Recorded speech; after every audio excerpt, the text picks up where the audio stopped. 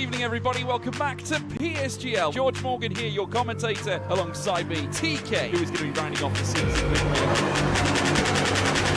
Down the inside, absolutely impossible scene. This is for the win between these two. I'm on the edge of my seat. He needs to get it done now. Blakely will dive to the inside. We're robust. We got our elbows out. Ronard takes the lead. Because here comes Alfie Butcher. Can't really complain with that one. It's not going to be easy. The pressure is on, of course. Yarda Watmere is your champion.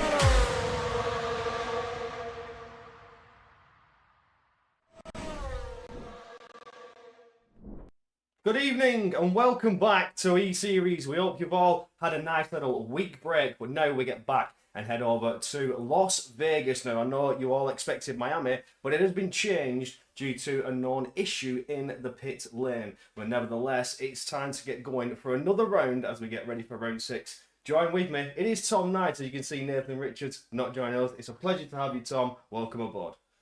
No, very much looking forward to seeing how it all happens over here on Friday nights on E-Series. I've heard a lot about it from Nathan, very much. Looking forward to seeing how the racing matches up. Absolutely. It has been a very interesting season, a bit of a one-sided Ferrari-dominated season. As we mentioned on that, we can take a quick little look at previous results from 2 weeks ago, as we've had a nice little week break that saw the Ferraris take that 1-2 with Dylan Warren and Riccardo Benzoni. Tobias just finishing off that podium in third position, where Reece Linton lines up fourth for R8G, the second contenders in the championship, looking to try and strike back at Ferrari.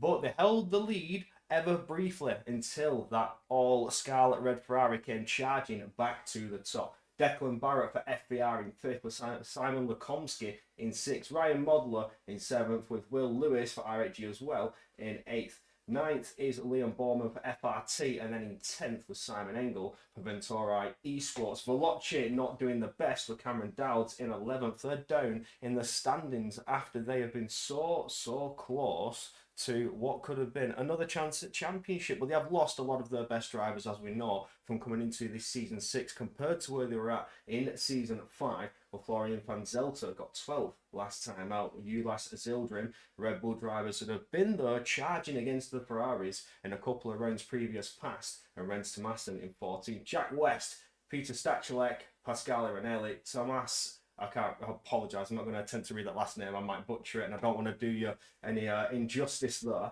And Liam Parnell and Eka Bainer finishing off the results from last time out. Now, it's a bit unknown, a bit exciting as we go going into Las Vegas, into this new game cycle. Tyre wear is proving to be a crucial factor, and strategies could mean the difference in victory. I don't know if you've experienced this yourself, Tom. Yeah, a couple of times I've had races where it has quite literally been won and lost on how well you look after your tyres, especially if we see sort of those late stint pushes on a softer set of tyres. It can force the drivers that want to go long to abuse those tyres and not have the life left in them at the end. Yeah, absolutely. And 2 stops as well. In a track like Vegas, where you're flat to the floor, the speeds average around the same as Monza, the Temple of Speed, given that rightly so nickname, with how fast and hard you're pushing around the track. Vegas could see the average speeds of around the same as these drivers try to get themselves going. There's only 6 turns to the right, so that right-hand side tyres are going to take a punishing burn against the 11 left turns they need to navigate on this circuit. Absolutely. It's all about looking after the tyres and what's under the car, and more importantly, making sure your car doesn't get damaged in those early stints. You know, you'll have the elements as you go down the long straight to Las Vegas Boulevard, the run down Harmon Avenue, that actually that straight line speed is going to be all important. But as you make your way through 6, 7, 8 and 9, that complex where the almighty sphere overlooks, you need that downforce on the car.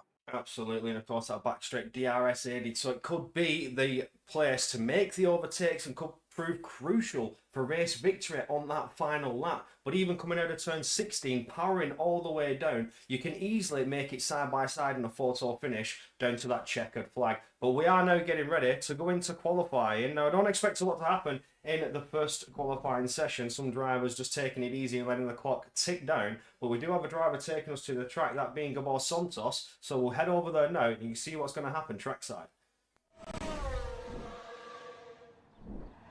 Now joining us on the track, seeing what is the Aston Martin colours for FRT as Gabor Santos takes us away. Certainly does indeed. A lot of drivers making their way out of this pit lane, getting themselves accustomed to how it runs, and of course not seeing many drivers on the intermediate tyres like we traditionally expect for those sort of installation runs in the opening of qualifying. No, absolutely not. It could show that maybe the intermediates are not even good to try and test. You want to get out as early as possible and set that time just to sort of help you along and guarantee your Q2 spots. It's very easy to invalidate here, and it's very easy to hit those walls. You see Gabor Santos doing the rest of the drivers a favour and knocking that corn out of the way. As we know, the better racing line coming out of turns 12 is to cut over that apex, and that barrier can get stuck under the car, produce a little bit of drag and slow you down, and it's not what you need on your flying lap.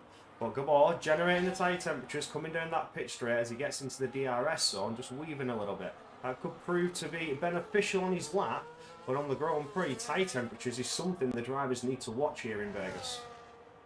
It absolutely is. One thing I have noticed, still sat in the pit lane, Pascal Ranieri is sat on a set of the wet tyres. I'm not quite sure what's going on in the Mercedes garage at the moment. Maybe they're expecting a heavy downpour of rain. Not that our telemetry or any of our weather systems are expecting raindrops to fall, or maybe they're determining that those tyres are what they wish to do the installation runs on. I'm sure we'll see in the next few moments.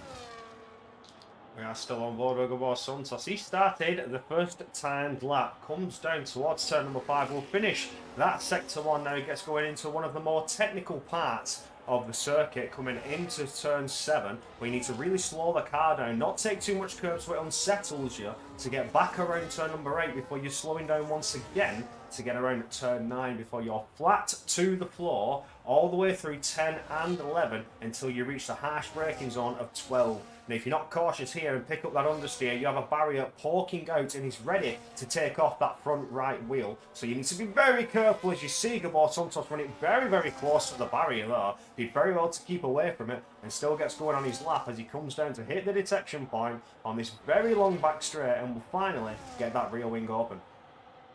Yeah, it's an almighty run down the Las Vegas Boulevard towards the complex, which is 14, 15 and 16 past Planet Hollywood. And this braking zone is absolutely critical for a lap. You've got to abuse the curbs as you throw your car over it and make your way on towards Harmon Avenue, as we alluded to earlier, past turn 17, where Top Golf sits, and on towards the start-finish line. Absolutely hits that checkered flag, hits it at a 30.1. So far, the time to beat, the banker time to beat, and we'll yet to see who is next to come and cross the line and take us away with another time. We have quite a few drivers now taken to the track. Andre Molnar will come to set the next time. What sort of pace can we expect from the Alpine team? There we go, 29.9, breaking into that 29 zone, and the banker time to beat thus far. Everybody else with Track Evolution is going to look to break into those 29s now and try and top Andre Molnar. Liam Stevens a 30.1, Declan Barrett a 30.044, just shy of that 29 time. Half a 10 separating him from Andre Molnar. Yeah, keep an eye on Stephen Vasso, though, goes fastest in the second sector out of all of our drivers at the moment. Can they try and keep that straight line speed through the third as well? We'll find out as they cross the start-finish line. That third sector here in Vegas is incredibly long, though.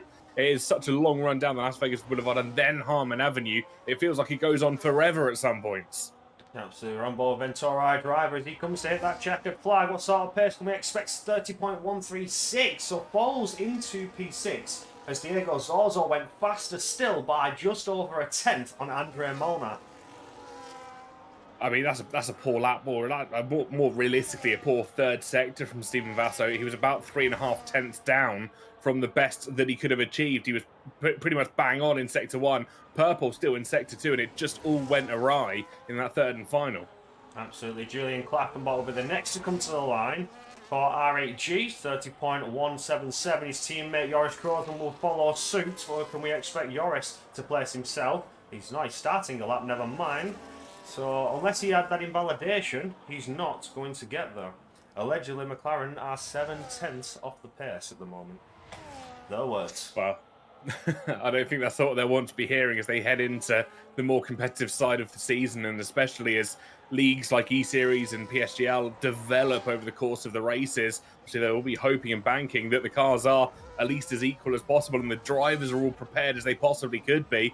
Obviously, some things do go awry. I think McLaren were struggling to field 2 drivers from what I remember slightly earlier on in the week. It does appear they've managed to pull 2 together, but whether the preparation is there, that's a whole nother story indeed.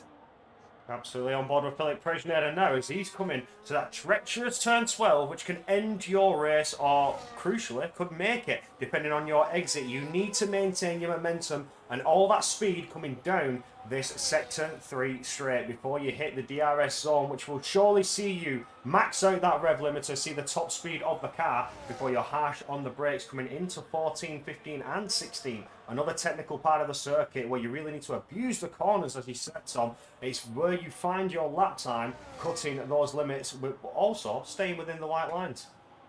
Absolutely. It's so easy to invalidate, especially through the tight chicanes we have here at Vegas. Philippe Presneda goes 8th fastest, just 2 positions above where his teammate sits at the moment, separated by just over or just under 0.2 of a second. So Jack West will be looking to try and pick up the pace somewhat in the second run. Yes, certainly. Well, one of the drivers that I expect to be fighting up there, at least midfield, if not looking to try and claw his way to the front of the pack. But with those Ferrari drivers, as I was about to mention, Angelo Di Hortensio takes a new faster time still, and Lenny Papinter just falls behind. Could we see another Ferrari-dominated race with another 1-2 finish for those Scuderia Scarlet Red teams, as Ruben Pergenio separates those two in his Williams and sets himself at 29.764. Lovely lap time, lovely improvement there for the Williams team to get up there, and some crucially, at some points they've been struggling in the earlier parts of the season. Well, now, maybe, just maybe, they brought the team that can strike back here in Vegas. Absolutely. I think we've seen this in the lower divisions of PSGL, but also as we kind of rise up the ranks, both the teams, obviously if we're talking about Williams and Ferrari here at the moment, more importantly Ferrari, who have got Angelo Di Hortensio racing for them in this event. He's one of those drivers that on his day is almost unstoppable, but he can't find that consistency week in, week out. He'll have moments of brilliance, and then he'll find himself mid-pack next race, and it is really a knock to his confidence that almost seems to carry on for a couple of races after that. Yeah, certainly does. You need to stay level-headed. You need to keep your mind clear and free from stress. Have a Piastri sort of mindset when you're on the track. You can't drive angry. That's where mistakes are made. And if you get inside your own head, your rivals can certainly take advantage of that and force you into mistakes. Certainly can, and especially around Vegas where the walls are so close, the track is so fast and flowing. It is one that you really can't afford to be driving with anything else in your mind apart from where is that next corner, where's my next braking zone, when am I stepping on the power? You've got to be so focused with how you are handling the car. You can't afford to have those second thoughts. No, absolutely not. The barriers are ready to take you and give you some damage, if not end your race and force you into that retirement. They're right there, ready to, as we see Gabor Santos take a bit of a clatter on the rear end, coming out of turn number 5, as we mentioned it. They're right there, ready to attack you, ready to hit you. You've got no room for error, no room for any sort of mistakes. You need to stay well and truly focused and pinned to that racing line. Keep the car on absolute rails.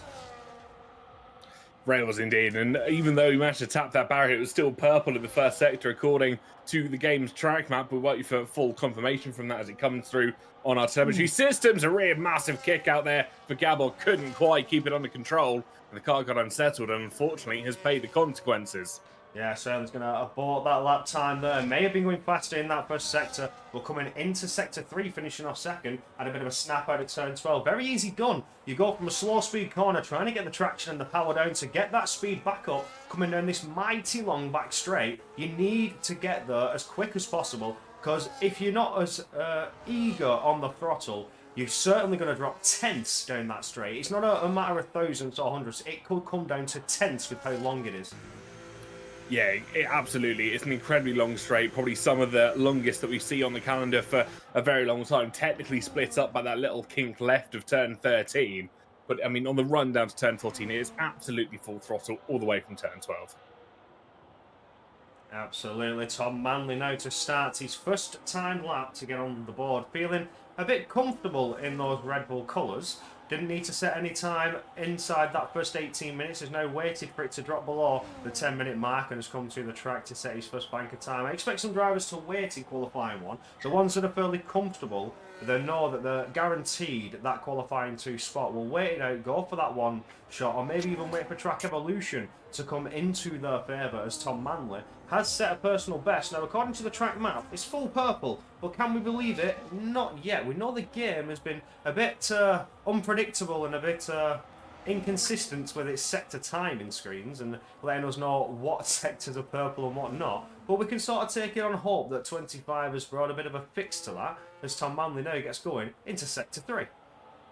Well, I can confirm he has set a purple first sector, 25.927 for Tom Manley. And interesting, as Dylan Warren just points out in the Twitch chat, in the YouTube chat, we weren't expecting rain at the start of the session. We aren't going to expect it by the end of Q1, but potentially, if my maths is correct, we'll probably hit it at the end of Q2 if rain is consistently over Q1, Q2, and Q3. So maybe watch out for some wet weather in the near future. Oh, well, that'd be lovely. A bit of a mixed conditions qualify to spice up the order, throw a couple of drivers off their game, maybe see some drivers that don't get into Q3 that you'd expect into Q3. But it all comes out to those first time laps in qualifying too. Is the rain coming in Q2, or does it come at the start of Q2? Those first opening minutes are going to be crucial for these drivers.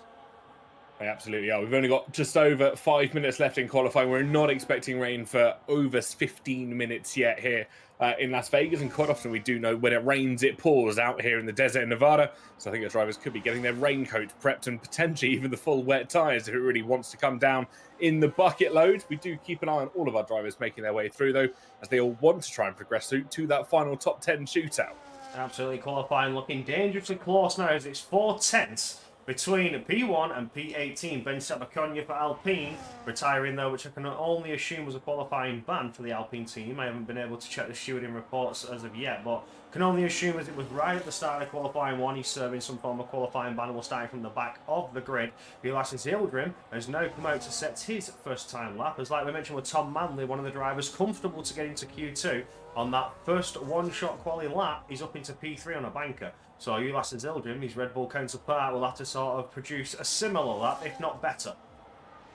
Yeah, he's really got to put some work in here at the moment. He'll have to try and climb up the order. He's not necessarily safe at the moment with the track evolution that we know. It's only 15 degrees out on the track temperature. It's only 12 degrees in the air. And I'm sure that is going to continue to fall as we continue to expect rain as well. We'll go on board with the Red Bull. Ulassis Ildrim. This is where I expect to see some form of masterclass banker lap to come out of nowhere. Felt very comfortable to wait it out until we get below the 5-minute mark. Ulassis Ildrim is about to finish his sector 1. Now, will it be full purple? Will it be fastest sector 1? We'll have you to confirm for that, Tom, as he crosses. It's a 25.955, therefore not the fastest we've seen this far, but still worthy of a good lap indeed. Yeah, certainly a good lap time at the moment. Gabor, I believe, has gone fastest in the first sector, though. Down in 17th place, 25.884 on the board for the Aston Martin.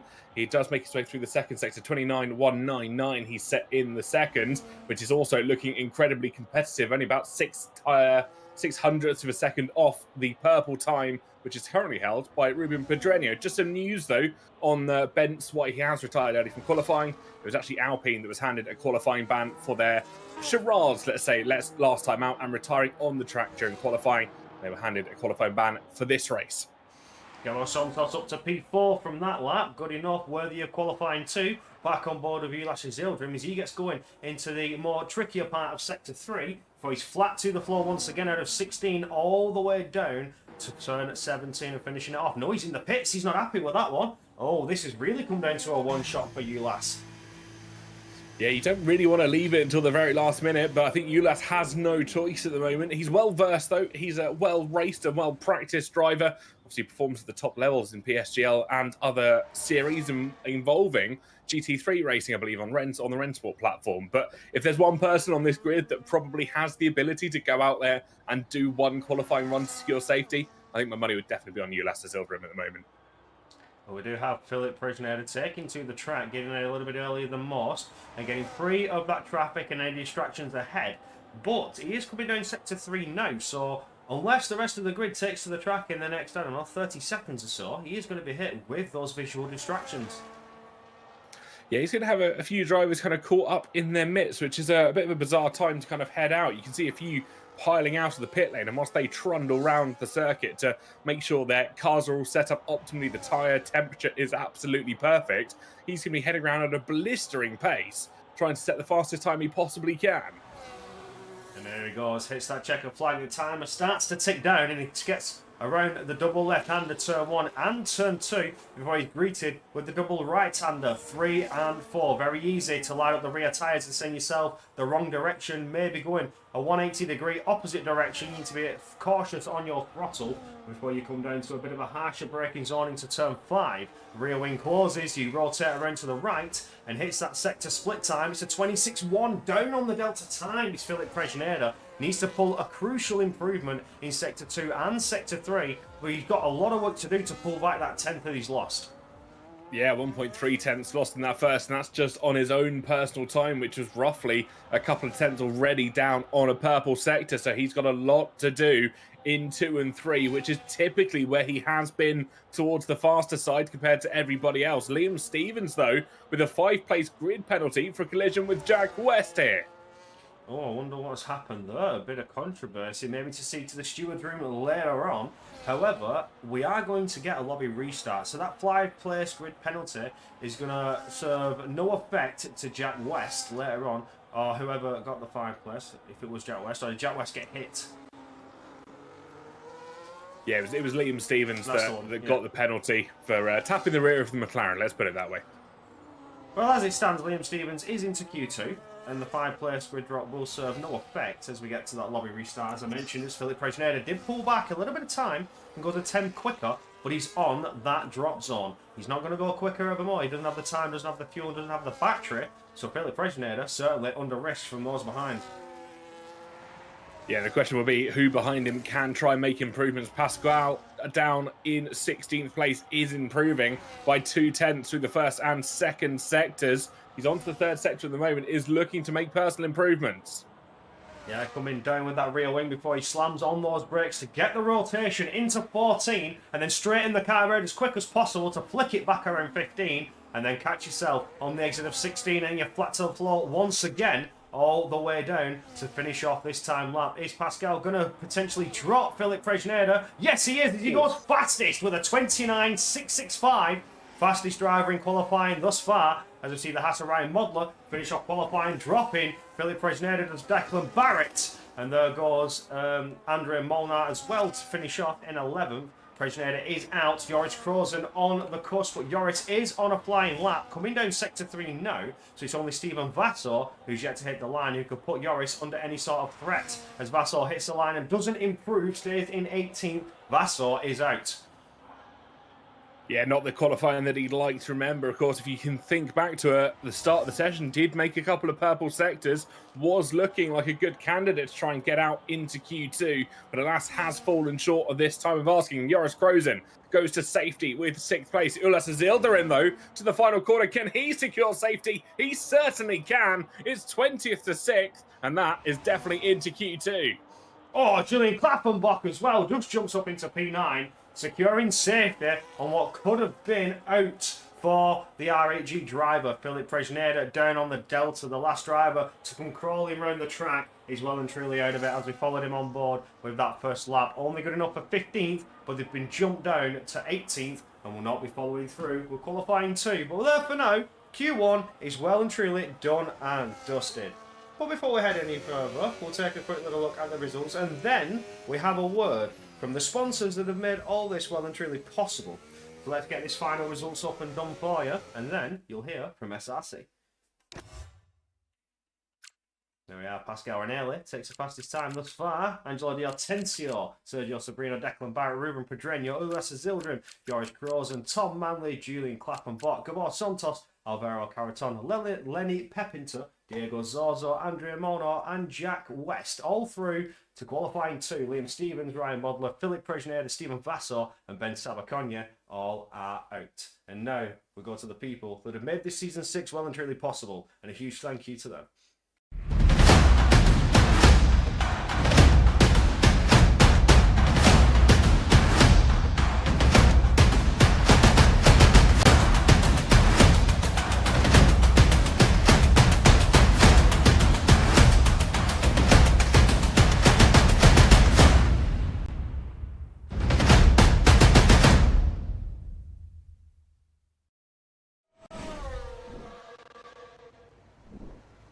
Welcome back to trackside. The 15 drivers now have 15 minutes to try and prove their worth for qualifying 3. Now, we are expecting maybe a spot of weather on the way, as we do see a lot of drivers start to dive out of that pit lane and take to the track, as we have been told in the YouTube chat, weather may be on the way at the back end of qualifying 2. Well, I can confirm, looking at the weather radar that we've been provided with up in the commentary box, roughly 3 to 4 minutes until we expect the first drops of light rain start hitting the circuit here, and it's no surprise why all 15 drivers are heading out as early as they are. It's going to certainly be interesting. Everybody very, very close together. Now, what we did learn from Liam Stevens getting that 5-place grid drop is collisions. Collisions are active. That they certainly are. I think a lot of drivers may be getting caught up in amongst and not necessarily aware of how everything is going on. Dylan Warren, a rain any minute now, according to the in-game engineer. Yeah, that's within about 5 minutes. From what I've understood from digging through the game files, that's typically when it plays. But we are expecting about 2 minutes at this point, so they will probably just have enough time to complete a lap. But the question here, Corey, will be dirty air. How much of a factor is that going to be with all 15 drivers running through at once? It's going to be insane. One driver makes a mistake. Look at that. You see them side by side already. The Red Bulls trying to claw through, make through the pack. You could potentially see overtakes and battling in qualifying as the drivers try to maintain the racing line and get the lap time needed. One driver runs wide, the door opens. The driver behind it close enough is going to dive for that gap to maintain the racing line. This one shot is going to get very, very interesting. That is certainly well. Joris Krozen will kick off the qualifying, comes round and takes the timing beam, and will kick off the first 15 laps here at the Las Vegas circuit. Yellow flags already as we head in towards turn 14, 15 and 16. I believe that's a couple of the Ferraris just backing off to allow each other space, and that is sensible racing, but they could be caught out by drops of rain. Absolutely. Well, for Joris Krozen being the first man on the track, he's looking like he's got the best conditions possible if they are expecting that rain to come very, very quickly from the likes of the Ferrari and the FRT driver at the back.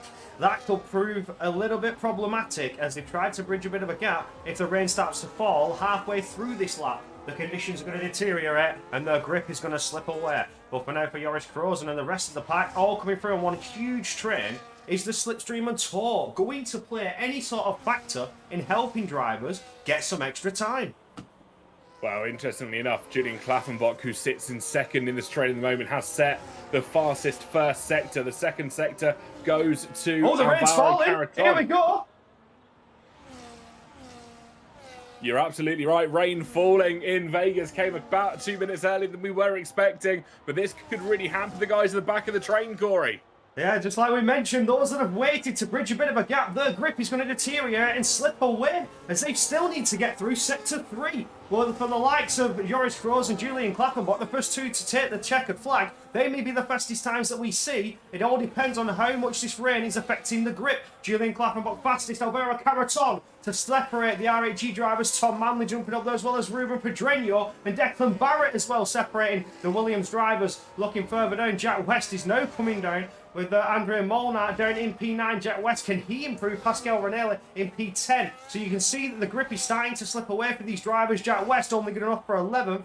Ferrari starts and comes down towards the checkered flag. That's an invalidation for one. I think an invalidation for Lenny Pepinter as the Angelo Di Hortensio is only good enough for 11th. And Gabor Santos is a 30.8, only good enough for 14th. And there you have the Ferraris around in qualifying too. Oh my word.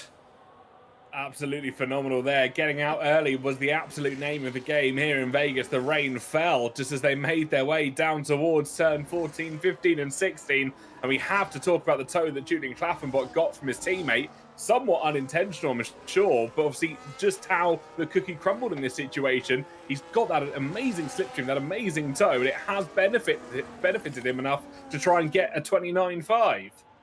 I've just noticed in the chat a bit of conversation about, is that a toe, is that a slipstream? I mean, I've got to say, it's although it not be intentional, all the drivers are trying to avoid the weather, Julian Klappenbach just seems to have benefited from this. It's not an intentional tactic. I don't know if this is going to be one of those where you'll see it in the steward's room. They've all just tried to avoid the rain. And unfortunately, the Ferraris have been hit with the worst of it, and both drivers are out of it. Now, I've got an interesting thing to pick with Dylan Warren. Apparently, he's been told 10 minutes until it dries up here in Vegas. Our weather radar saying it's going to get heavier in 20 minutes. So, not quite sure which way the weather's going to turn. Oh no. What we can say is that for qualifying 2, this is well and truly over, because even with 10 minutes of rain, that track's not going to dry up enough in the final few minutes. You've got, what, 2 minutes to get around the track once again? So, I doubt they're going to do it. This is it. Qualifying 2 is over, and Julian Klappenbach benefiting from the unintentional tour by just under a tenth and a half to pole position over P2 Alvaro Caraton. Yeah, DRS disabled. It's pretty much game, set, and match done at the moment. Steven Vasso's had enough, decides to leave the session as Zorzo retires from down in P13, deciding he cannot go quicker at this moment. So it's going to be interesting to see if anybody, I was going to say even attempts it, but with the rain and no DRS, I think there's a slim to none chance that they're going to improve on their lap times here. We've got people asking, they want the details. What is the sector differences between Julian and Joris in Sector 3? So for Sector 3 specifically, it was just under 0.3 of a second improvement for Julian Klappenbach. Oh my word. 0.3 gain. Wow. Yeah, it was a 34.592 versus a 34.873. Crikey. That is some gain using that tour, and has proved to be crucial for Julian Klappenbach. He's took the fastest time, but even though with 0.3, he would have been at the 29.8s, 29.9s, so he would have been P2. Alvaro Caraton would have been fastest if he was leveling, if he didn't have that 0.3, he was still well and truly on point for a good lap. Yeah, interesting enough, we've got a couple of drivers booting on a set of the intermediates, wanting to go out. Both Kick Salvers, part of R8G, deciding to take a spin out in the wet weather conditions. I'm unsure as to why. Maybe just get some practice and some experience as to how the track handles in wet weather conditions. Both Red Bulls also choosing to go out at the first time of asking, but surely they'll just want to kind of get over and done. They're not going to improve at this stage. I wonder if maybe they're expecting a spot of weather in the Grand Prix. This is crucial practice. This could prove to be beneficial for those that are testing inters. Get a feel for how the grip actually is as the changing conditions start to play a factor. So we're not starting full wet. It's not already been raining. We're at a changing conditions point.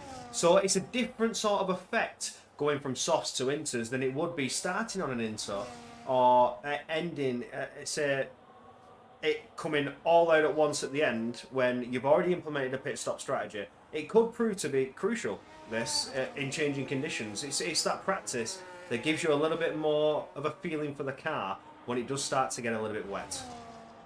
Absolutely does. It's something you have to try and take when the moment grants itself, with the, I don't want to say removal of wet time trial that has come in with F1 25, but obviously you are unable to go through those practice laps that you traditionally used to be able to. So I think our drivers are taking advantage whilst the moment stands, whilst the rain is falling. We are expecting it to get heavier in 17 minutes, still no change from the weather front. But people are saying how the pits, how they're laid out, could have been a bit of an advantage, and obviously Ferrari are down in 11th and 15th respectively. The only counter argument I have for that is Red Bull are sat in 5th and 6th. Yeah, they were just able to find the time, but they were quite far up the field coming to the checkered flag. It's Ferrari who have really been hit with it, being one of the later drivers to hit the checkered flag in that first initial one-shot qualifying on softs. They waited, they bridged a gap, and as I was saying, that could have played that crucial change, and it did. It proved to be the denominating factor in what's cost them in the final sector. When you still have the likes of 14, 15 and 16 to go, the grip starts to slip away, you start to slide all over those curves. The curves are crucial in those final couple corners to help you in finding lap time, and for the Ferraris, they were just a little bit too greasy.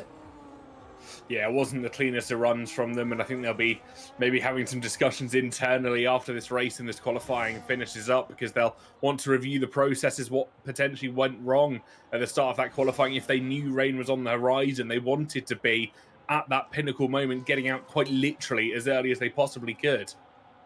Yeah, I've just seen in the chat as well, somebody's made a good point about the pit boxes, with the Kicksabos being towards the end of the pit lane, being one of the bottom end constructors. They will take to the track first as well, even if they did select to come out at the same time. The Ferraris still need to drive down that pit lane. So again, it's proved crucial for Joris and Julian. They've been the first two to the track, also having that pit box at the end of the pit lane. I mean, that's the sort of point I was making with Red Bull sat so high up, considering they'd be the furthest down the pit lane. Obviously, they're the highest constructor at the end of 24. They would have then had the longest pit lane to travel to get themselves towards the exit. So as much as Ferrari may go, oh, we've had the furthest down pit lane, Red Bull have kind of shown they've got no excuses really on this matter. Yeah. Got it in one there. As we get down to around 4 minutes. Drivers still testing those intermediate conditions as the track does get worse and worse by the minute. But again, it is good insight as well. You can see how the tyres are going to be affected and how they're going to warm up in these first opening laps of crossover conditions. But they're just getting that little bit of a practicing, or if not, just killing the time while we wait for the rest of qualifying to get underway. Absolutely. I might be corrected. I think I've got my pit box order slightly wrong. I'll wait for confirmation on that because I have a feeling it might be in a slightly different order to what I remember. But obviously, a lot of it could be dependent on where they sit, where they stand, realistically. Oh no, I haven't seen. I think the Ferraris are first. I think they are the longest out. I think there's been a bit of a rearrangement there. I was on board with the Alpine. Ferrari. Yeah, I was on board with the Alpine of Andrea Molnar, and then Ferraris are right there at the front. They're right up there, yeah. So. Ooh. Yeah, I stand corrected. I apologise, Yona. Please don't murder me in the comments. I forgot. I wouldn't know what second place feels like. I'm a McLaren fan. Sorry. I mean, no, I'm a Red Bull fan, so I'm feeling a bit of pain at the minute. I think there's a lot that could chop and change over the course of the season. If I want to talk about IRL, F1, obviously the Netherlands free practice today was certainly a bit of chop and change. I think all teams left, right and centre. But back to the virtual action that we've got here at the moment, I don't think it's going to change in terms of order. Obviously, both Ferraris are heading out. McLaren's heading out as well, which now makes a little bit more sense considering they're right at the top of the pit lane. But there's also who's down there, Gabor, might have some questions asked. Yeah, absolutely. I mean, he may have made a mistake because to have that sort of time difference, I mean, did he risk it? Come out on used softs? It's one of those. You ask yourself the question. You know the rain was coming, but to have that much of a pace difference to even the back of Angelo Di Hortensio, who was hit with bad weather, it is you will be asking questions. What sort of mistakes were made in that second sector, if not first and third sector, and where can you improve in the Grand Prix to help you along and regain some positions on track? Yeah, exactly that. It's going to be a case of maybe where do we stand as we head into Q3 as well. What are we expecting for the conditions to be like? I'm sure the engineers have got their work absolutely cut out for them for the next qualifying session, because a lot of it could be all changed from Q2. Yeah, I mean, do we start wet? Is it going to dry out? You know, qualifying 2, certainly going wet for the distance. We're not seeing this rain ease off a little bit, but maybe we start and it's just wet at a crossover point, but the rain isn't falling. We're unknown at the minute. It could be anything to go the way. It could be one shots at the end of qualifying 3 in those final few minutes. If the track was to grace us with a bit more of a dry line, it's all to play for in qualifying 3 now for these top 10 drivers. But for Ferrari, your current championship leaders, heartbreak and disaster for those. But nevertheless, Angelo Di Hortensio, Lenny Pepinter, 2 drivers very capable of fighting back in the race. But it's going to be hard to overtake in this game, as has been proven as a factor throughout previous races. And in Las Vegas, with everybody just following suit and trying to manage those tyres, try to mitigate the tyre wear, I suspect we should see the same. Around 20 laps of just the trained drivers following, and difficult overtakes and difficult opportunities trying to be made for these drivers to retake positions. Absolutely. It's going to be a challenge, I think, for everybody to maybe try and break free from where they're qualifying. That's probably the best way of looking at it, is they won't have the normal opportunities to use the DRS, to use the slipstream, to try and break past where they stand in the qualifying order. And there we see some drivers now start to retire. They've had enough of this. And Nathan Richards has joined us in the chat. Nathan, you missed out on qualifying 2. We had a one shot and it started to rain. And that rain has pushed Ferrari out of qualifying 3. Certainly has indeed. Nathan, let us know how the Blues are getting on. Has the match started? Has the match finished? I can never remember what time matches. Did they lose? And if so, how badly did they lose by? But yeah, 3 seconds left in qualifying. Just wait for the last few drivers to make their way across the line and finish up.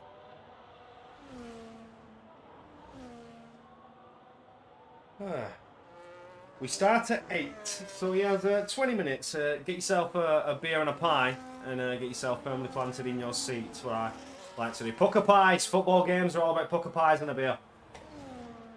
Absolutely. If only it was more like rugby and you could drink in the stands, but that's my only complaint.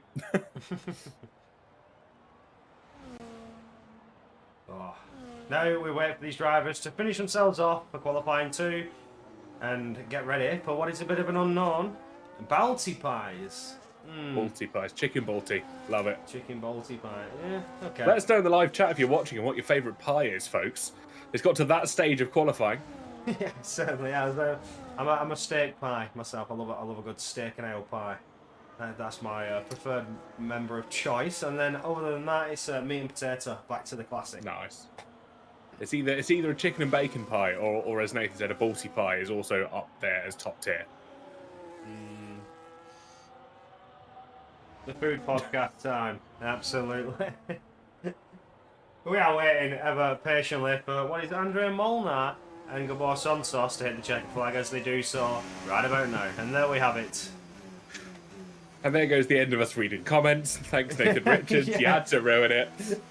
We're not gonna repeat what has just been said, but if you join us live, then you'll be able to see what has just been said. Julian Klappenbach passed his time with what has been a bit of a talking point on Slipstream and Tours. Alvaro Caraton, Declan Barrett, Ruben Pedrinho, Tom Manley, Ulysses Zildjian, Sergio Sabrino, Joris Kroos, and Andrea Molnar and Pascal Renali will take us away. We're qualifying 3. Angelo Di Hortensio, Jack West, Diego Zordo, Gabor Santos, and Lenny Pepinter. Surprise, surprise, has fallen out of qualifying with a bit of a surprising spot of weather. We expected it to come a couple minutes later. Expected at least the drivers to get one good lap in, but it's proved to not be the case thus far. And now we get ready for Q3. 12 minutes to go and a 10-driver shootout. Well, 10-driver shootout, and it's certainly continuing in the heavy rain format. It's light rain at the moment, according to the game. We're expecting it to get heavier in the next 3 minutes. So I think we could have another sort of one-shot shootout, as drivers will have I don't want to say the optimum weather conditions at any means, but the least amount of rain for at least the next 5 or so minutes. Well, we're going to see who's fastest on intermediates now. They've had plenty of time to practice this in qualifying 2s. We do see the kick Sauber of Joris Kroos and take to the track. He will be the first driver to take us away on intermediate runs. Now, I wonder if they're expecting it to stay wet all the way through, or if they're expecting it to actually dry up. Now, we know that sometimes the weather graphic will say that it's maybe turned dry, but then being in the game could prove to be the difference and it not actually dry up. It will stay greasy, stay slick. It will just stop physically raining.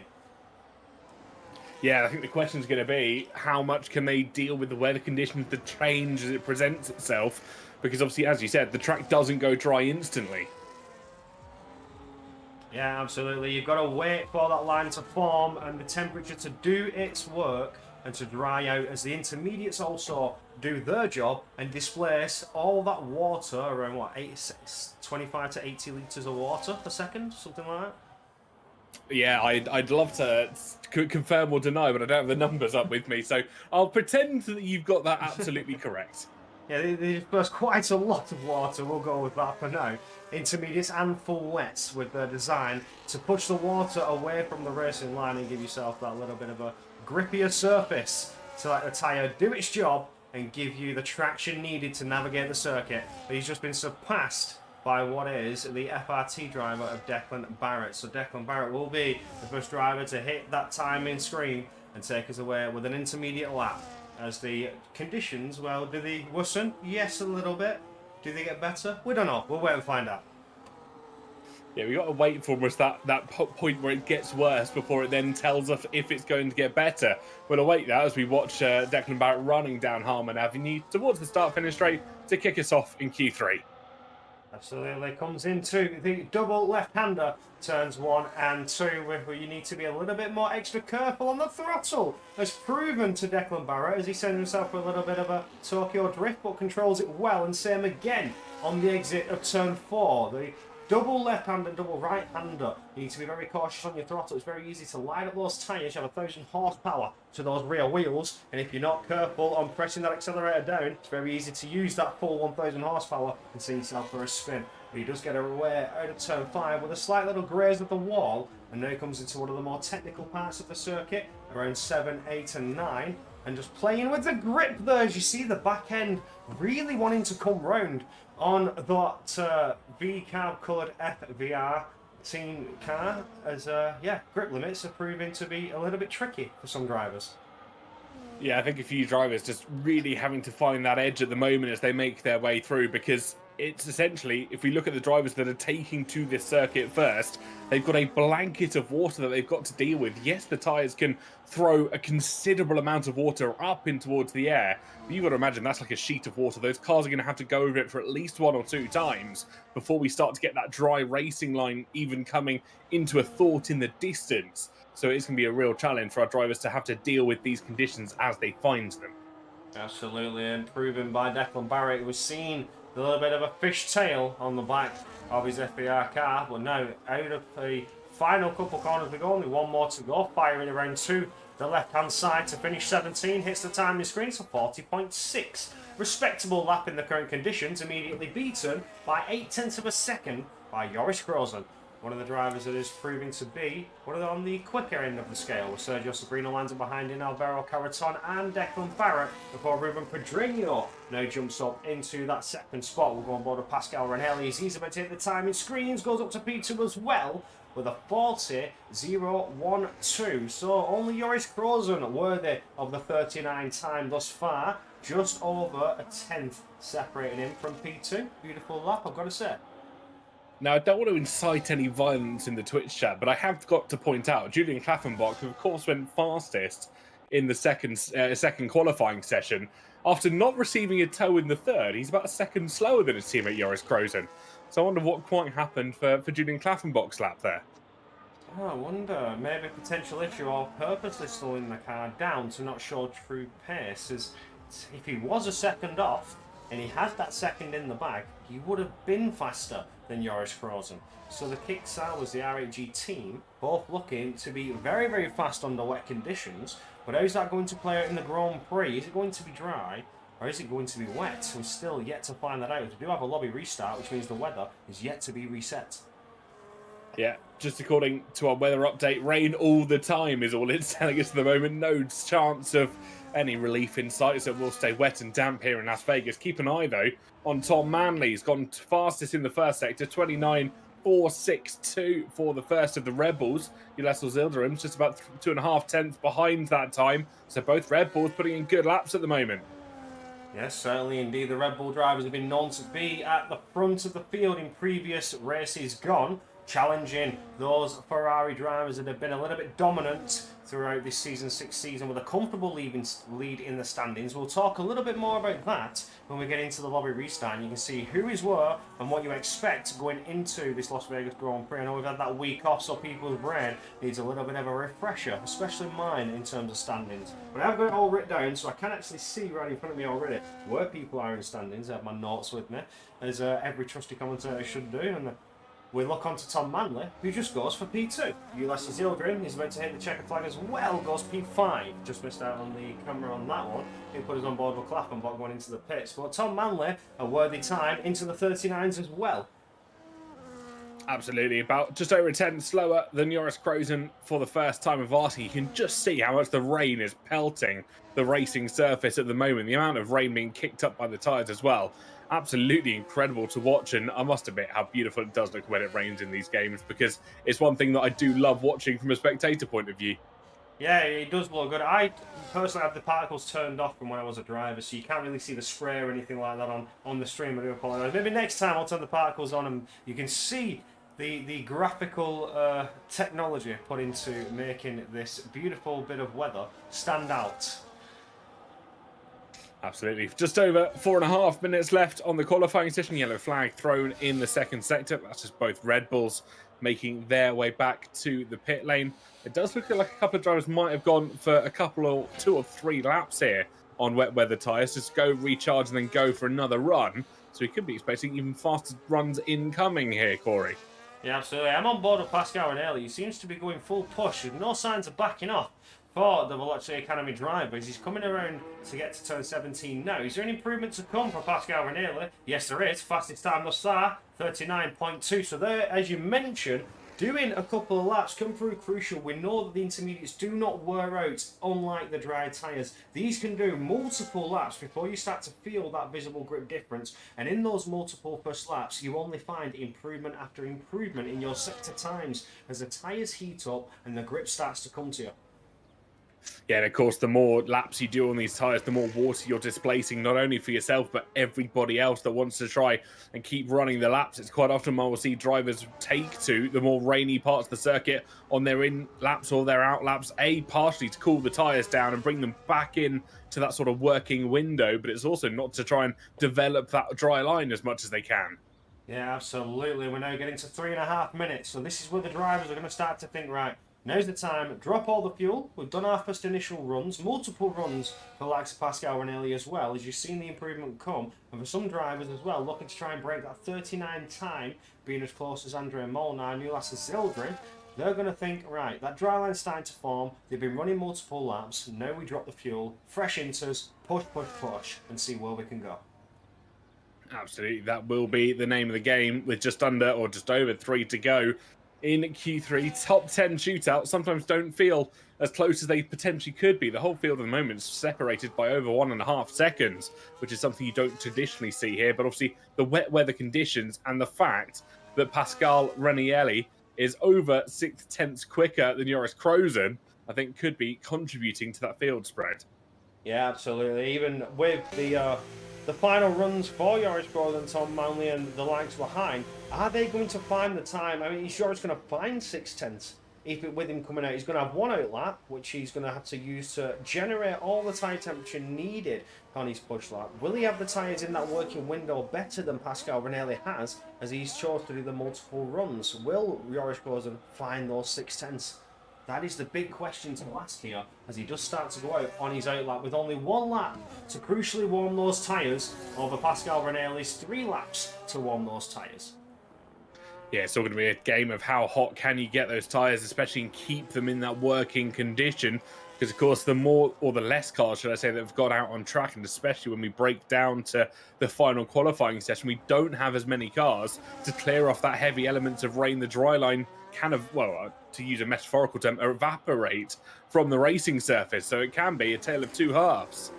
Yeah, and Andrea Molnar is taking us away with his his final time. It's not actually, it's a double 8 lap. He is down in sector 1 time by about a second.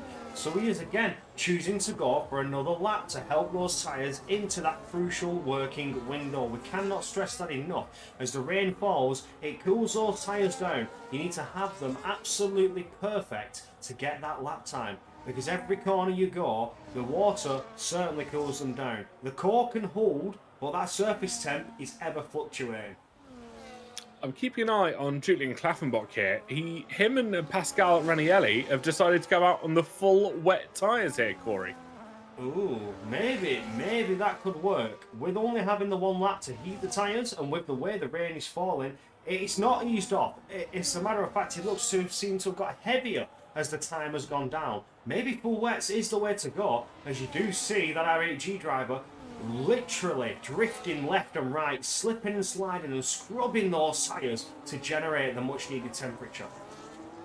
Wonder if he's managed to do it. He'll break down Harmon Avenue for what will be the final time. He doesn't have enough time to go for one more installation lap, so to call it. So this will be a one and done for Julian Klaffenbach.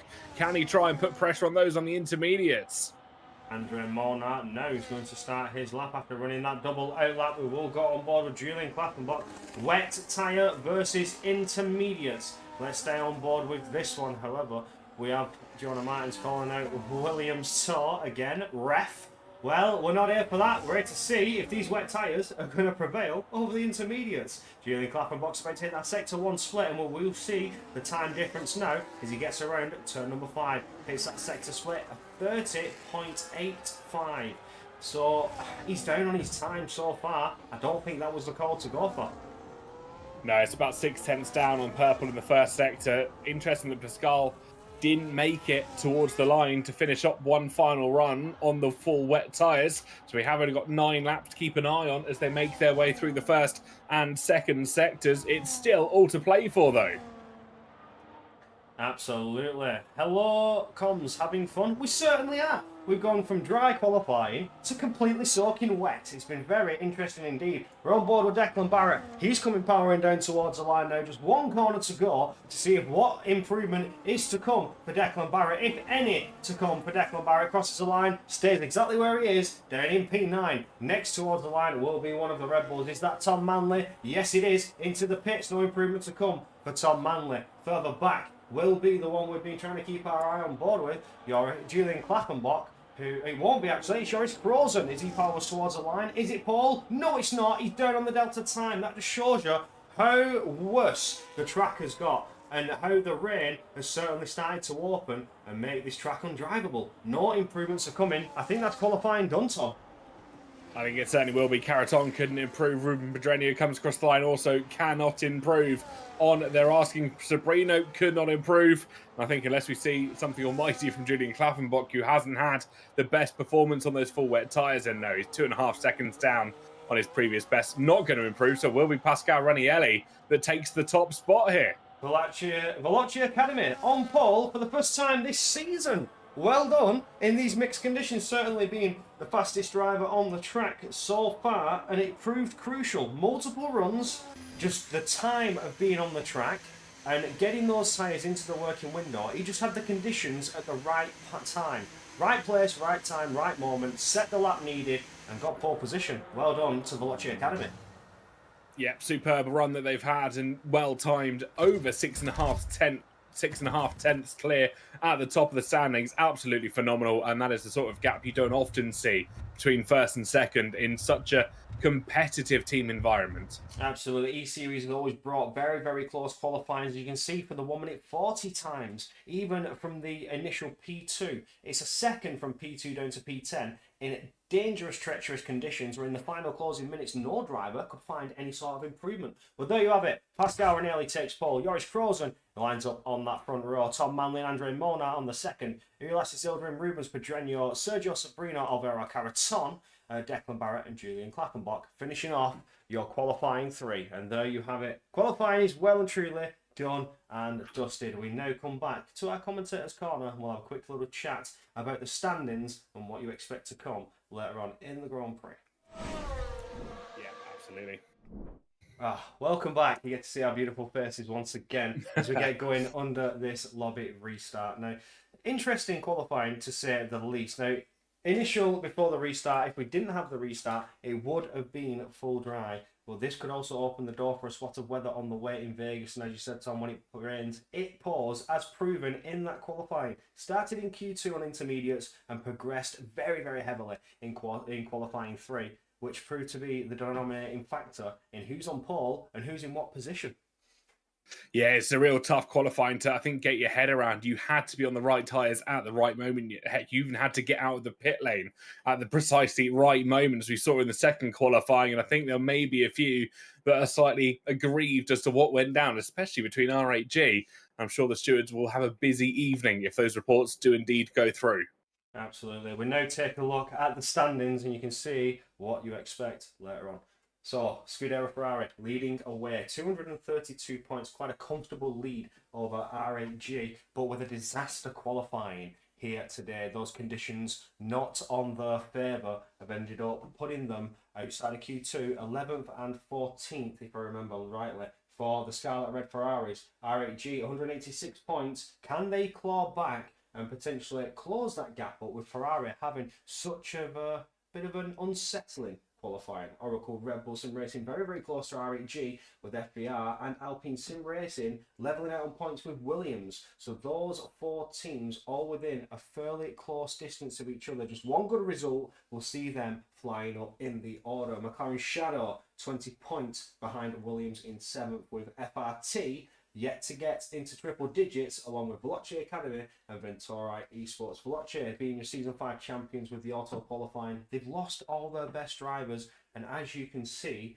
they're not doing too well in the championship from that. Has certainly taken a hit for Veloci Academy, and they're struggling to get into that triple digits, which has seen 7 teams already do so. Yeah, they haven't had the best run so far throughout the course of the season. I think maybe also what could be causing that. I think that's where they've got to take that step back, reflect on what they've had so far, and maybe find something to take as a, not necessarily as a training to move forward, but a point of improvement to work on, especially in the next few races. Yeah, I couldn't agree with you more on that one. But now we'll take a quick little look at the calendar that is yet to come. Now, we do have the updated, so it would have said Vegas, but not Vegas, we said Miami, but we've ended up changing that to Vegas. It caused a bit of confusion for me. I was all over the show before it started. I was still expecting Miami. I missed the announcements. But of course, with it having that pit lane bug and issues, we don't want to risk running it and cause any issues for the drivers before round 7. We head over to Barcelona, which was a massive scene of controversy in F1 24, but has come back in 25 with its track fixed. There's no longer a SpaceX launch pad out of the penultimate corner that would send you projectiling into the sky, and you can now race to your full potential. Before we head over to Silverstone, our home Grand Prix, my home Grand Prix, and yours yourself, Tom. Excited to see what happened in Britain as well. We head over to the Monza Temple of Speed, which Vegas as well has also been compared to Monza in terms of average speeds. So it'll be interesting to see how that's going to play out. 2 very high-speed circuits on the calendar, and who could prove to be the denominating factor and the fastest driver on these high-speed circuits. Before we head over to Baku City Street Circuit, a very dangerous, very treacherous circuit for some drivers, especially the likes of Cashel section, which has seen Leclerc many a time potentially hit that barrier, and some drivers as well pull off an I am stupid moment to follow suit. Before we follow on to Texas, a circuit of the Americas for round 11, and finishing off in my favourite track on the calendar. A bit controversial, people don't necessarily say it's their favourite. Some drivers don't even like to drive it. But Saudi Arabia over in the Jeddah Corniche circuit is my favourite circuit to drive. Sector 1 and Sector 2 flow so nicely when you're in the rig. Absolutely. It's one of those circuits that really just links up. If you manage to get a good and solid lap on it, it does feel like you're driving on rails because the car just wants to respond to every single input. And it's almost like driving kind of a little bit in your dreams because everything is going right. Yeah, absolutely. I certainly love that for a season finale, and will certainly, if the championship comes down to a season finale, will certainly be one that you don't want to miss. No, not at all. And of course, there's other races still to try and keep your eyes on. I will not want to miss any of these races. I think Spain next week will definitely be a spicy one with how fast that track can go.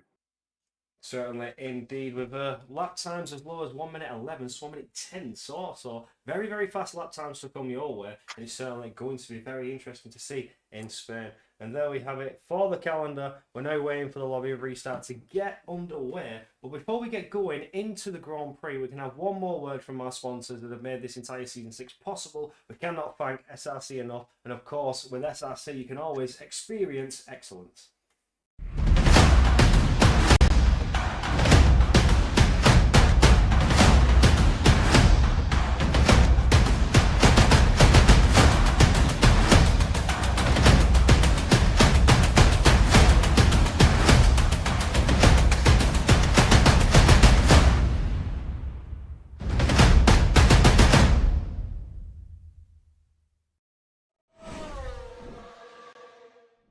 Welcome back again. Huge thank you to SRC. Cannot thank them enough for making this Season 6 possible, because without them, you may not have even had an E-Series Season 6. And they've also helped fund the prize fund that these teams are all fighting for. So certainly big gains for some teams, and as well, potential open doors for, I don't know, maybe scouting for a new team. The likes of the community teams could potentially bring some drivers that catches the eyes of these esports teams. 7 esports teams that qualified and 3 community teams that join us on board.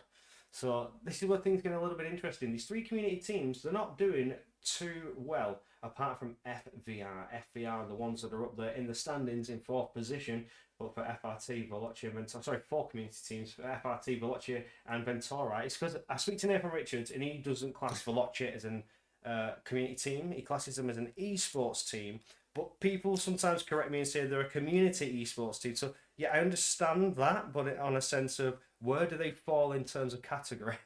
That's something that always confuses me. It's somewhat talking like the English football pyramid. You've got non-league, you've got the football league, and then you've got the tiers of English football, Yeah. which really kind of come together. You go, oh, they're non-league, but what step are they? They're step 5 of the pyramid. It all gets very confusing very quickly. Yeah, absolutely. But 4 community teams, 6 of the renowned esports teams that you know of, and FBR doing the best of the community teams. So we're going to give a FBR. They brought the drivers to help them along and help them further up in the standings, but Ferrari have seen dominant all season long. We are getting ready to go trackside though. The lobby restart is truly well and truly done, and you can get ready for what could be controversial, spicy and entertaining Las Vegas Grand Prix. It's difficult to overtake in this game. You have to make these opportunities happen. So put yourself in a position that forces your rival into a mistake and opens a door. But there's not many places you can make that mistake without close these barriers come at you here in Vegas. Absolutely. 25 laps for our drivers, and by the looks of it, it's remaining dry at the moment. It's certainly midnight. It's certainly going to be late in the evening, but it is dry. I can tell you that, Corey. Oh yes, we can. And we are about to go trackside as drivers get themselves ready, apply those setups, get the fuel strategies and everything ready to go. What tyre will they start on, and what is the best tyre to finish on? So many factors, so many reasons that you could not finish or potentially take that top spot. Here we go to trackside. The start time is in a couple of minutes to Dylan Alexander in the chat, because we are on the track and the drivers, we don't get a countdown, we don't get a beat like we used to. I used to remember we had a 30-second countdown pop up in previous games, and that certainly doesn't happen anymore. So we couldn't tell you when we're going to go. We're just going to see lights appear on the screen and it's ready to rock and roll. But TK, seeing as you're here for the first time in this season, why don't you take us away with the lights? Wow, that'd be very honoured of you, Corey, and I much appreciate the chance to be able to take us away. I was just having a look at tyres and what everyone's choosing in the background. It looks like roughly about 60% of drivers starting on the mediums, about 40% of them choosing the hards to run off. Of course, they still have an opportunity to try and change that before we go green flag racing. But at the first initial preparation stages, that's what we're looking at. Absolutely.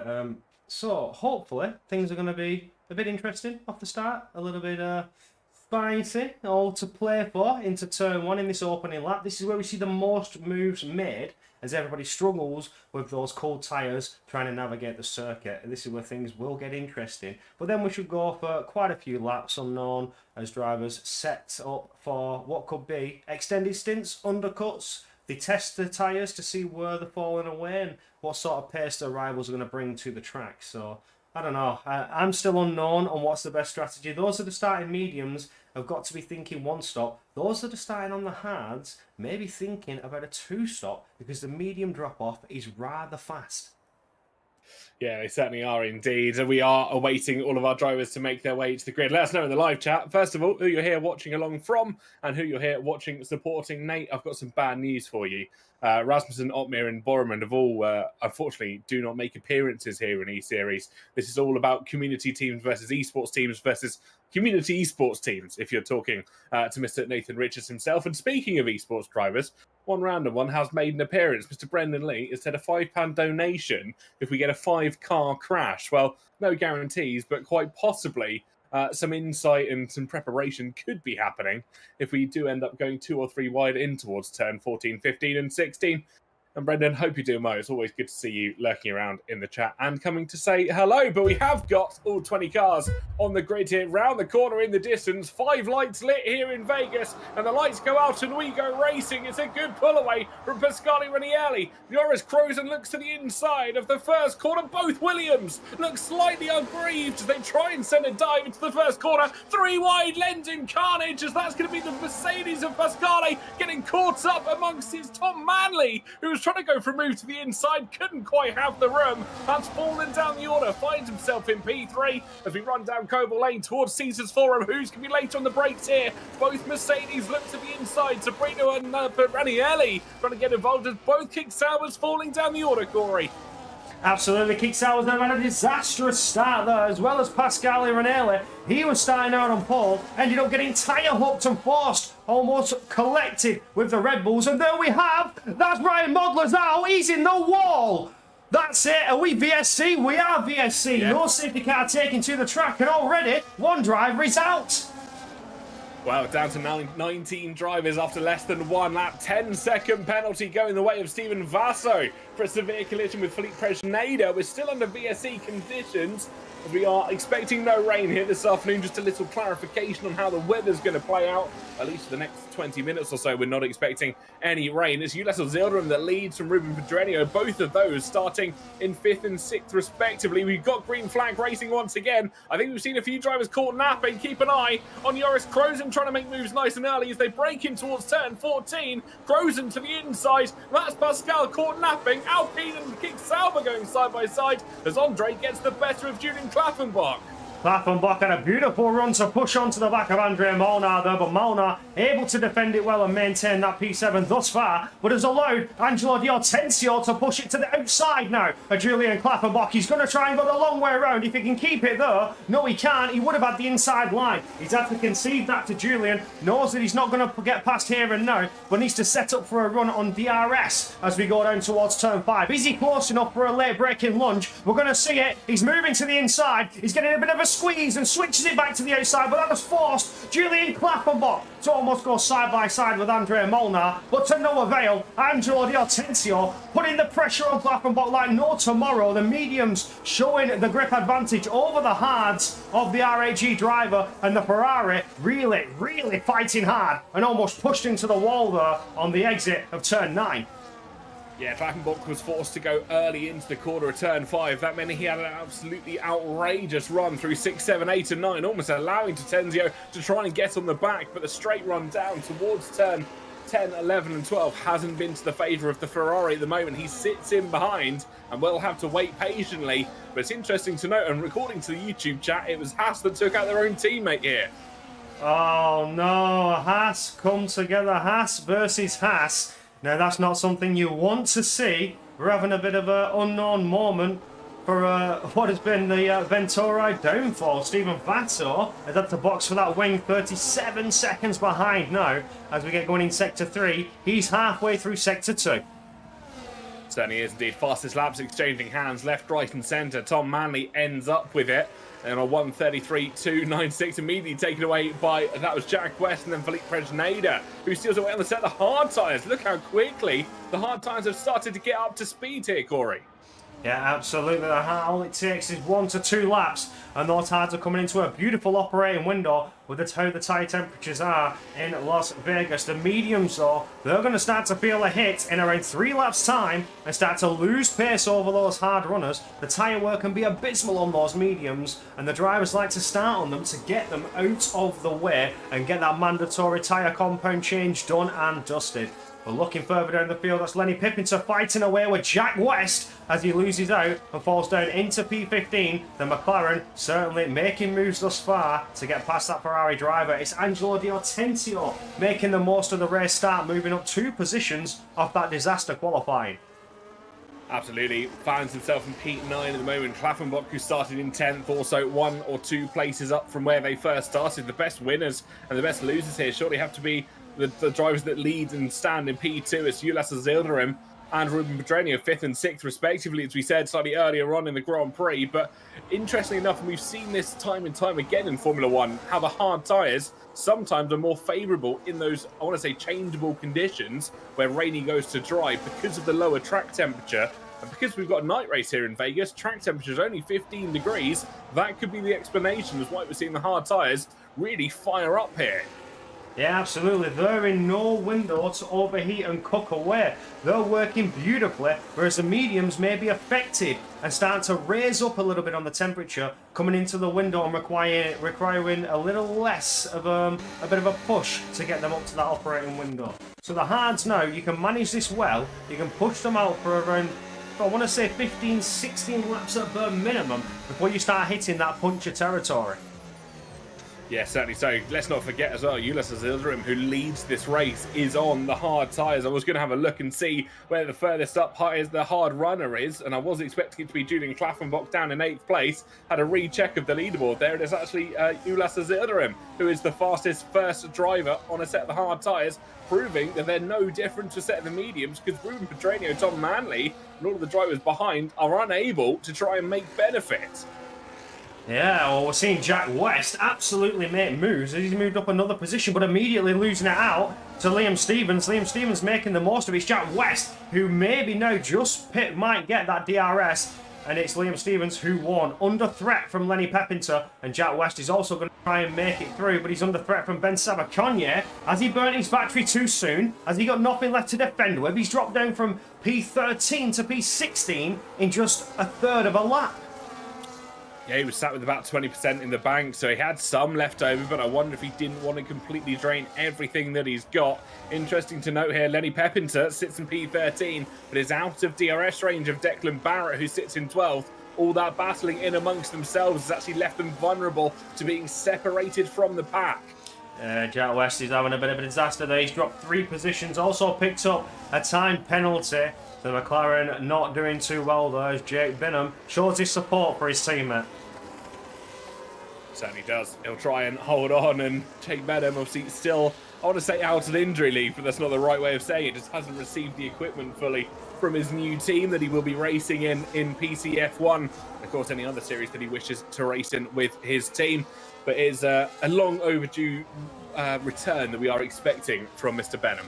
Absolutely. Last time I saw Benham race was, I think he was in an E-Series race. Was it Brazil? Maybe. Last time I saw Jake Benham race, but other than that, he's been a bit grid dark, off the grid, out of it, just not showing up for any races until he gets his new gear. And hopefully we see his return and can showcase the talent and bring McLaren Shadow back to the top. Secretly, he got the equipment about 4 weeks ago. He's just decided he's absolutely washed now and doesn't want to try and prove that he can't race anymore. But we have got battles going on all amongst this grid. The Williams of Alfaro Caraton wanting to try and put the pressure on Zorzo to make himself into the top 10. But I don't think he could quite make the move of this occasion into turn 14. I'm trying to think. Oh, it might have been Iron Man. Sorry, Jake. It might have been Iron Man. Well, you crashed in the pit lane in wet conditions. That's how I remember it. That's why I remember it, is you died in the pit lane. That's that I can say for Jake Benham in some form of race. I can't remember where it was. Last time I saw Jake Benham race, he ended up dying in a pit lane. But we'll stay out of that.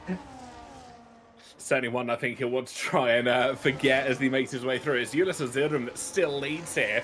And I think at the moment, he'll be overjoyed with the reaction that he's got. He's on the hardest compound tyre. He still leads. He's put under essentially no pressure here from Ruben Pedreño, who I don't think is any way inclined to want to lead this Grand Prix.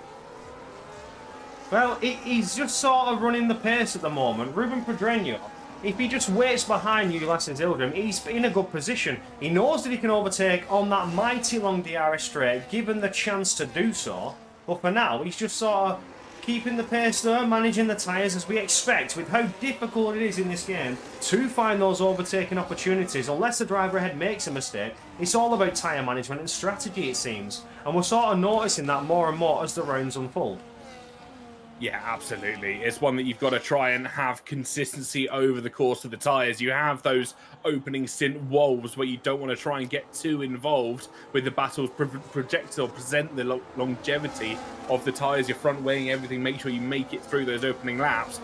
Then it's all about, if you go for that undercut, how well can you preserve the tyres to make them to the end in a workable state? Yeah, absolutely agree with you on that. If you do try for the undercut, those first opening laps are crucial that you do not put too much strain.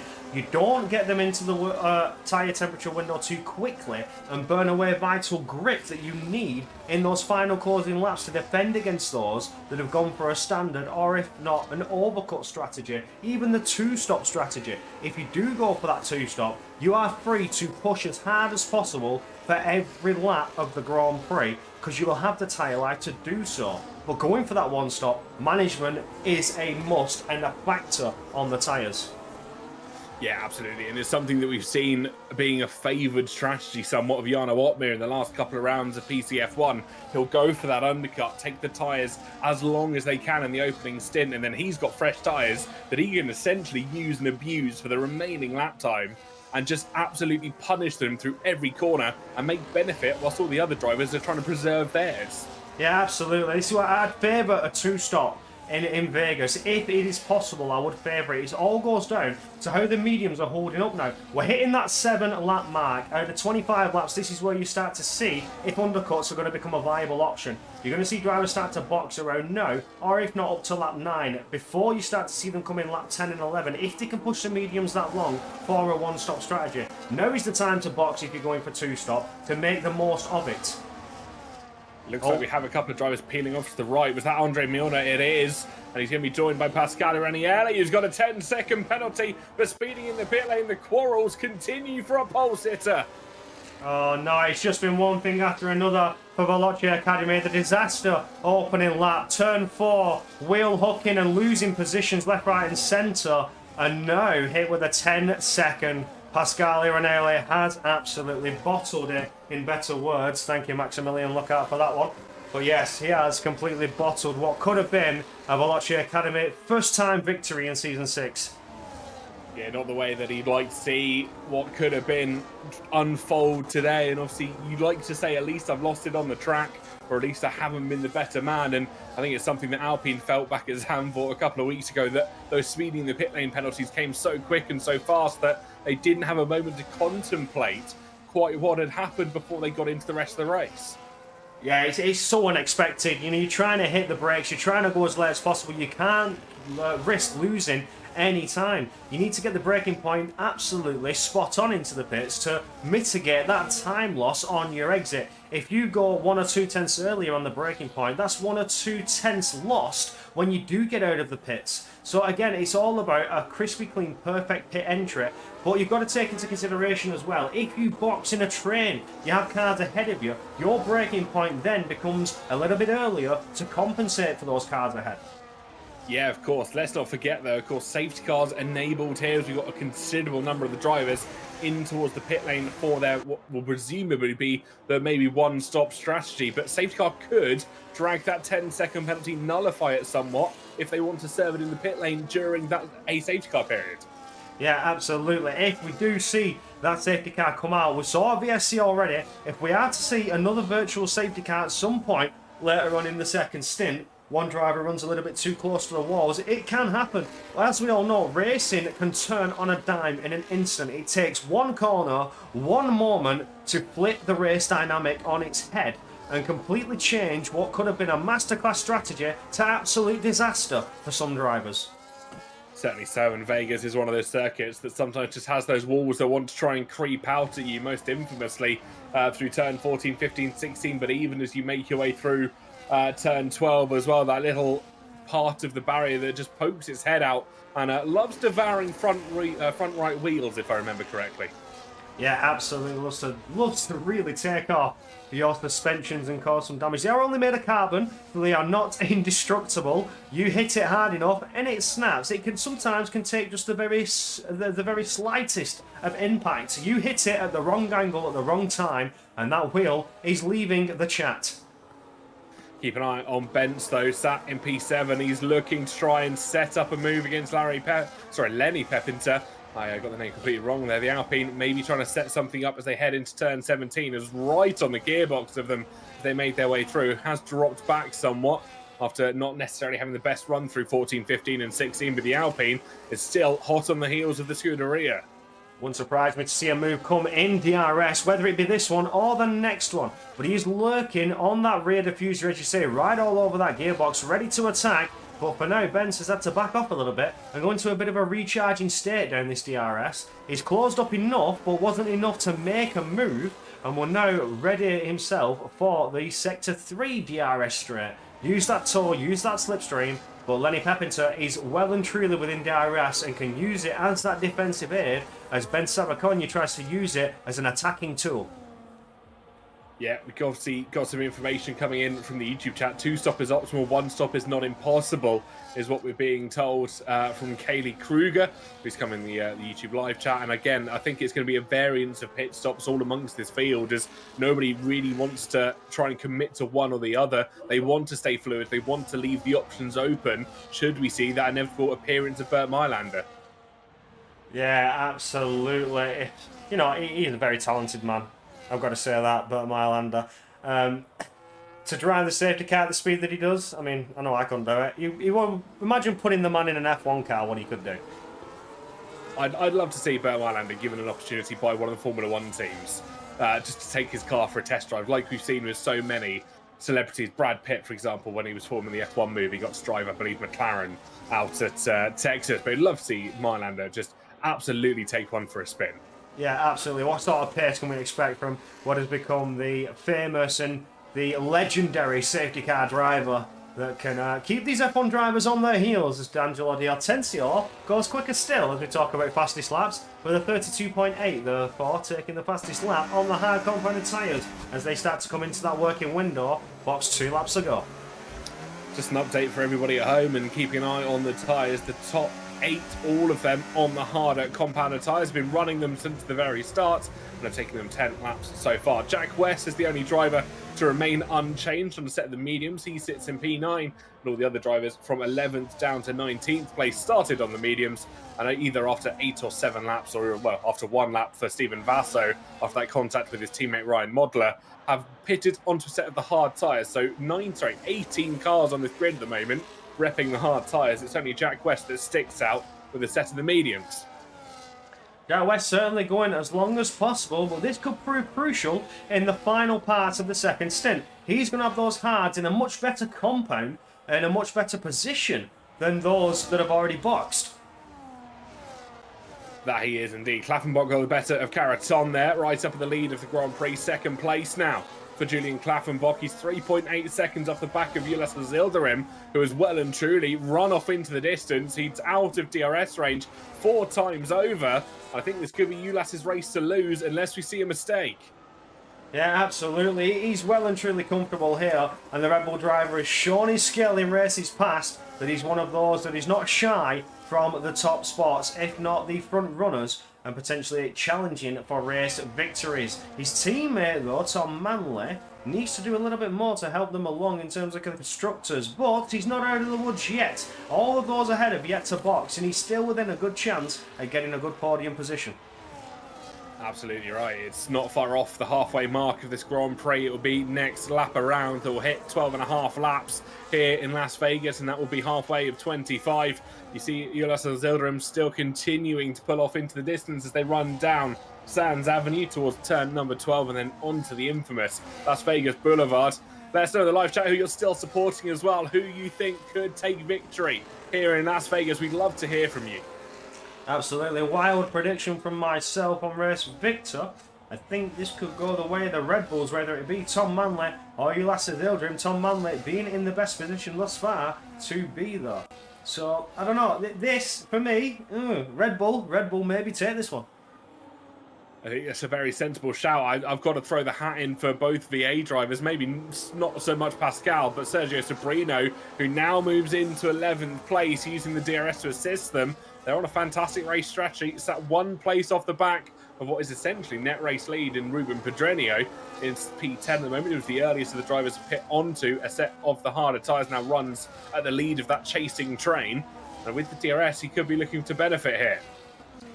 Yeah, absolutely. Jack West now into the pits. Therefore, the top 8 now are yet to box and implement their pit stop strategies, but Ruben Pedreño is 6 seconds away from that back train. Sergio Sobrino trying to close up to the back of that Williams driver, with Tom Manley also looking good for what could be a podium position, providing all stays well and truly good for these drivers that are net lead race in the net lead of the race, implementing their pit stop strategies. And off that gap from the timing tables, Ulas Zilderim is looking at a P10 as it stands after pit stops.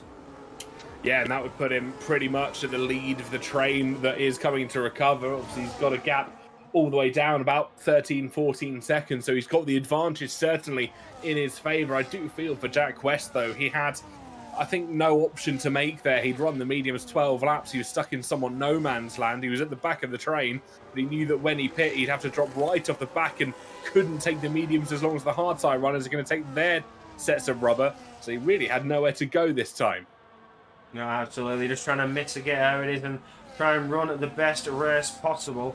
But again, it's the VA drivers are doing very, very well today. I've got to say that a bit of a unknown for Veloci Academy. They've had a bit of a stinker start to the season, but now maybe this could be the time to see them pull back and get into those all lovely triple digits. Currently sat on 82 points in P9 in the standings, and a good results finish here could see them go as high as P5, all depending on how the Alpine team fare, that are currently 11th, and with Ben Sabaconye now pitting, we're down in 16th. Yeah, Julian Klaffenbach joins him in the pit lanes, the first of the hard tyre runners that opt in towards the pit lane. Mediums obviously going on now towards the end of the race, and they'll be taking them just over 11 laps in distance. It'll be the longest that anyone bar Jack West has taken a set of the mediums here this afternoon, but they know in confidence that they will at least last that long after the McLaren's journey out on extending a set of the yellow wool rubber. What we can say is Jack's mediums have really, really fell off. We do know that from fact. He was just barely staying with the train when he chose to box. So 11 laps, it is still at a point where do you have the tyre to defend on that final lap if you need to? He is going to run 11 laps on the mediums like you said, Tom, but at the end of the race, it could prove to be a bad choice. Keep an eye, though, on Alvaro Caraton, who is starting to make inroads on the lead of Ulasel Zilderim. 2.6 seconds down from what was over 4 seconds just a couple of laps ago. I wonder if the tyres of that leading Red Bull are starting to fade away at a rapid rate of knots. I wouldn't be surprised if we see him into the pit lane in the next few moments, if not this lap. He peels over to the left-hand side. Yeah, in he comes. Ulasel Zilderim will have to go for a fresh set of tyres. Will anybody stay out and try and take the race lead? It looks like Philippe Presneda is going to do just that. Oh. McLaren going for an alternate strat here, trying to run at 1 lap longer. Is the overcut really going to be that powerful and prove to be the difference? I don't think it will with how the tyres are going to drop off. They've already been running 14 laps on those hard tyres. Philippe Presneda is going to be feeling the pain now on that rubber. Certainly is. Keep an eye on where Ulasel Zilderim's come out down in P10. So many cars have filed through him, but he's essentially the lead of this now chase pack once again. Julian Klaffenbach, of course, don't forget he went in a lap earlier along with Ben Sabaconi. He sits in 13th place after dispatching Declan Barrett. So the overcut has worked for Ulasel Zilderim, but not as much as he was clear, if you can remember that.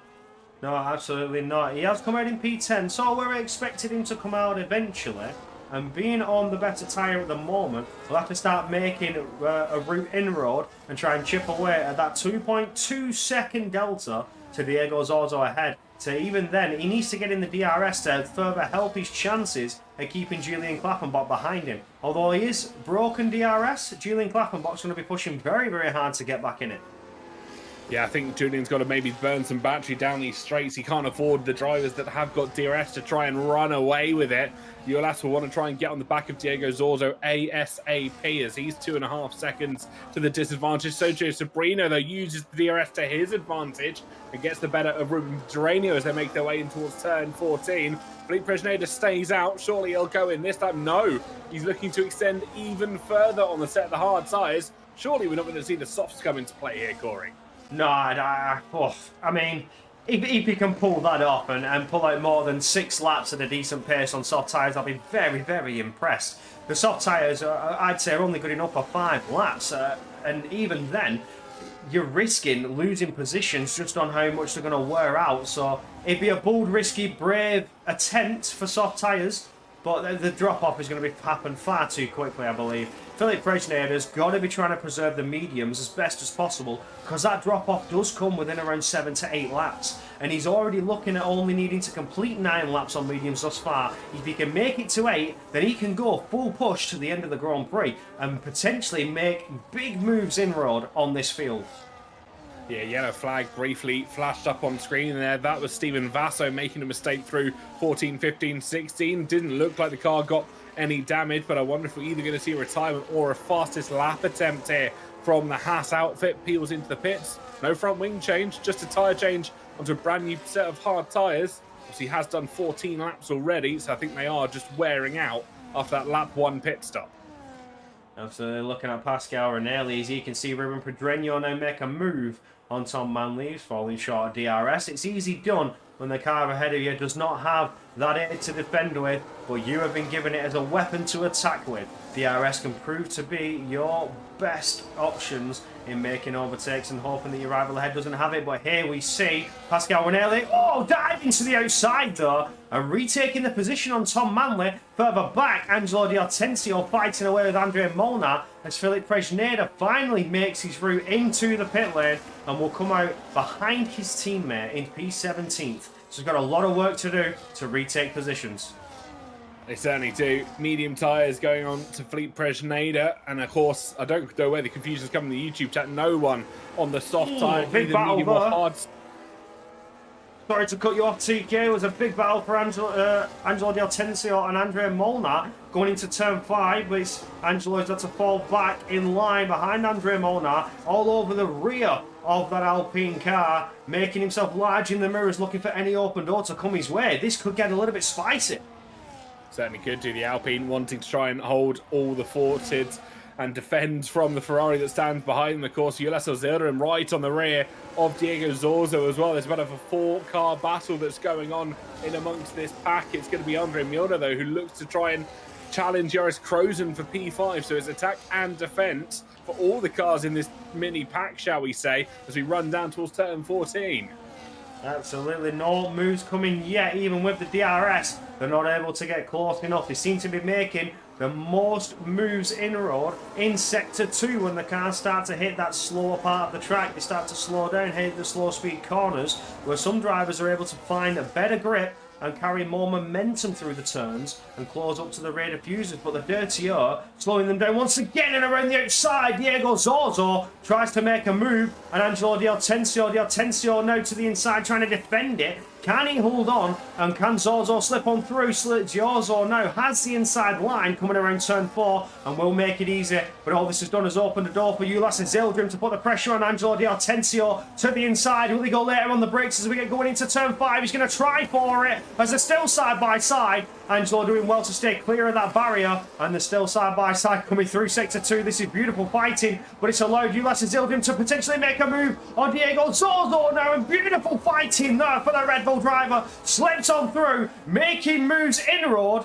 and wow, what a fight for Ulysse. Ulysse at the moment looking incredibly confident on his medium tyres. He's the highest of the medium runners. Of course, you got Diego Zorzo, Angelo D'Ortenzio, running on the hard tyres, with everybody else running on the hard slightly behind, with the exception of Jack West, Gabor, and Stephen Fasto. They're all on the hards further back as well. And I wonder if we can pull that graphic up on the screen just to get confirmation for the viewers at home to see who's running what tyre. But it is the top 6, all on the hard tyre, and they are being chased down lap after lap by Ulysse Zilderim. And that was almost a move for Pascali, who wanted to try and look through into the mirrors of Ruben Pedreño. So Veloce Academy certainly getting racy, and are looking at good podium positions, providing they can hold it. But you've got to keep your eyes at the back of the field for that charging Ulysse Zilderim on those fresh medium tyres, as well as Alvaro Caraton. Still has 6 laps to make his moves in road. Well, the tyres are starting to slip away as Alvaro Caraton makes a late lunge and potentially moves up 2 positions there on Angelo Di Hortensio and Diego Zorzo with a beautiful attacking move and picks up the positions. Wow, I was just mentioning Alvaro Caraton may struggle. Nevertheless, he proves me wrong.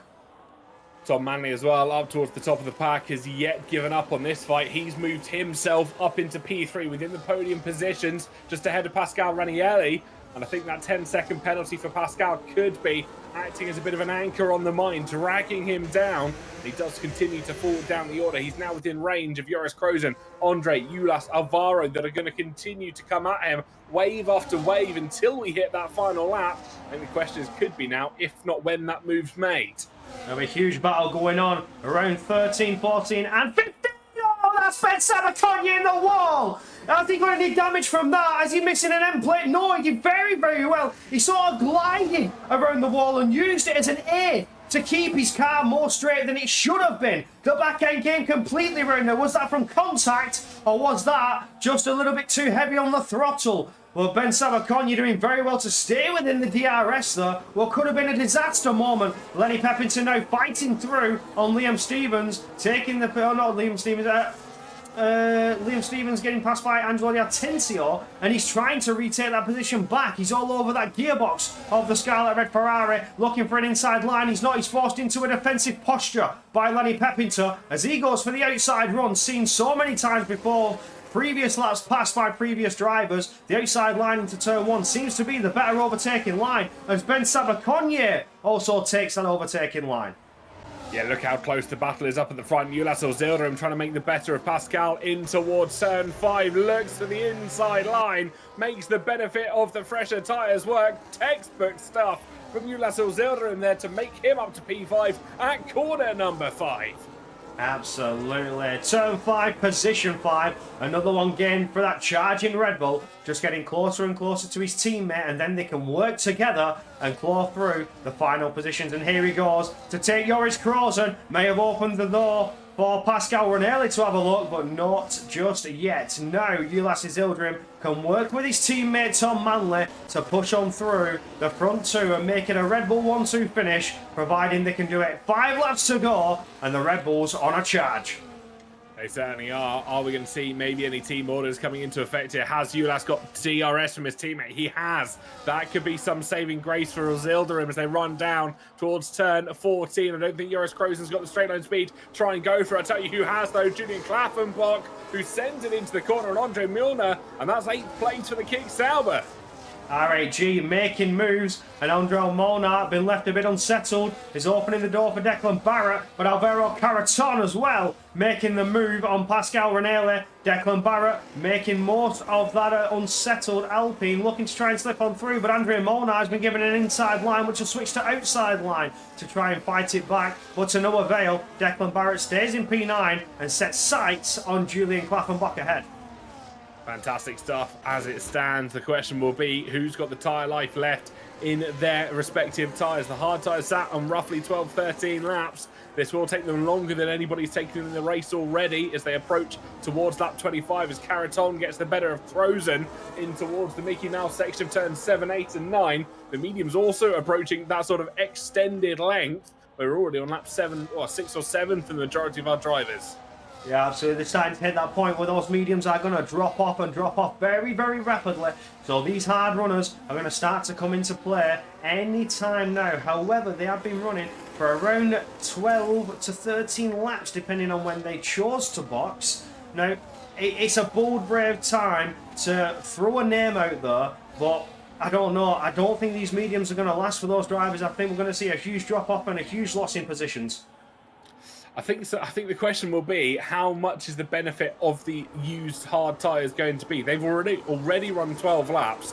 They'll be roughly hitting that 16, 17 if my maths is anywhere near correct by the end of this Grand Prix. Obviously, the medium tyre runners have got to go another 4 laps on these. They'll be hitting lap 10. This is actually not as far as Jack West took them in the opening stint. He went 12 laps on an opening set of the medium tyres, so they can go the distance on the yellow wool rubber.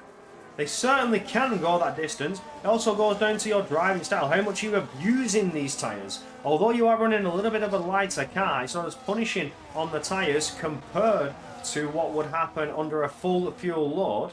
It's all to play for those that have chose to go mediums. Have they managed to maintain the tyre for when they need it? There's a huge battle there for Declan Barrett as he gets past Pascal Ranelli. Ranelli tries to fight it back, and then further behind him we had Liam Stevens fighting away with Andre Molnar. So a big battle for the back end of the points there for P10, 11 and 12, but to no avail for anybody else. We're on lap 22 of 25 at the moment. 3 to go when we pass the timekeeper at the next time of asking.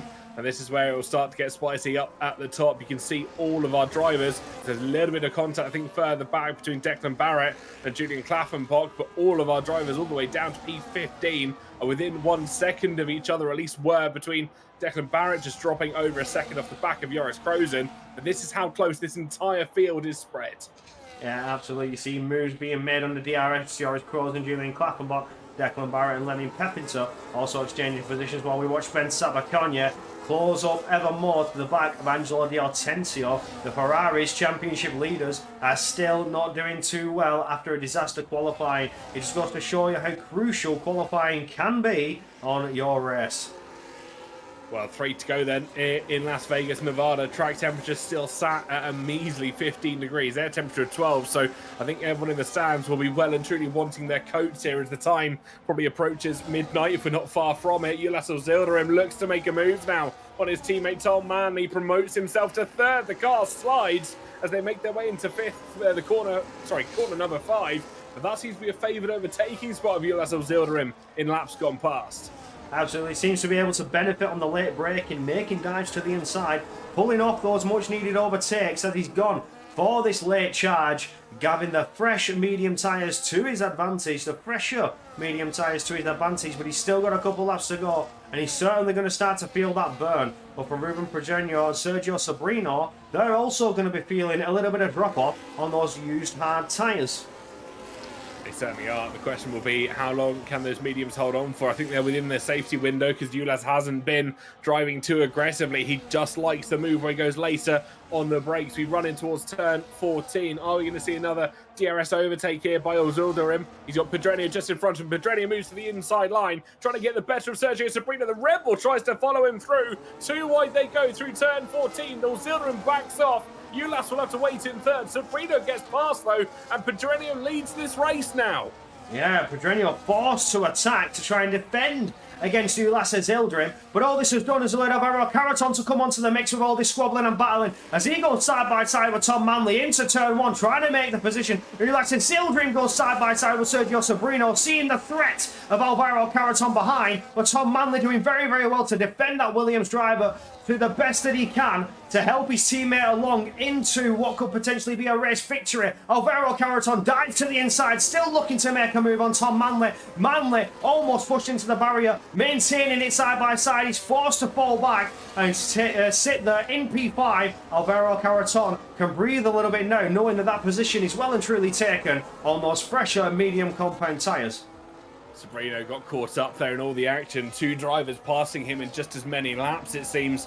And I wonder if he's got any response left in the tank. I wonder how much he's burnt just trying to hold off the drivers for the first time of asking. But the moment they came around again, he had absolutely no response, could not do anything about it.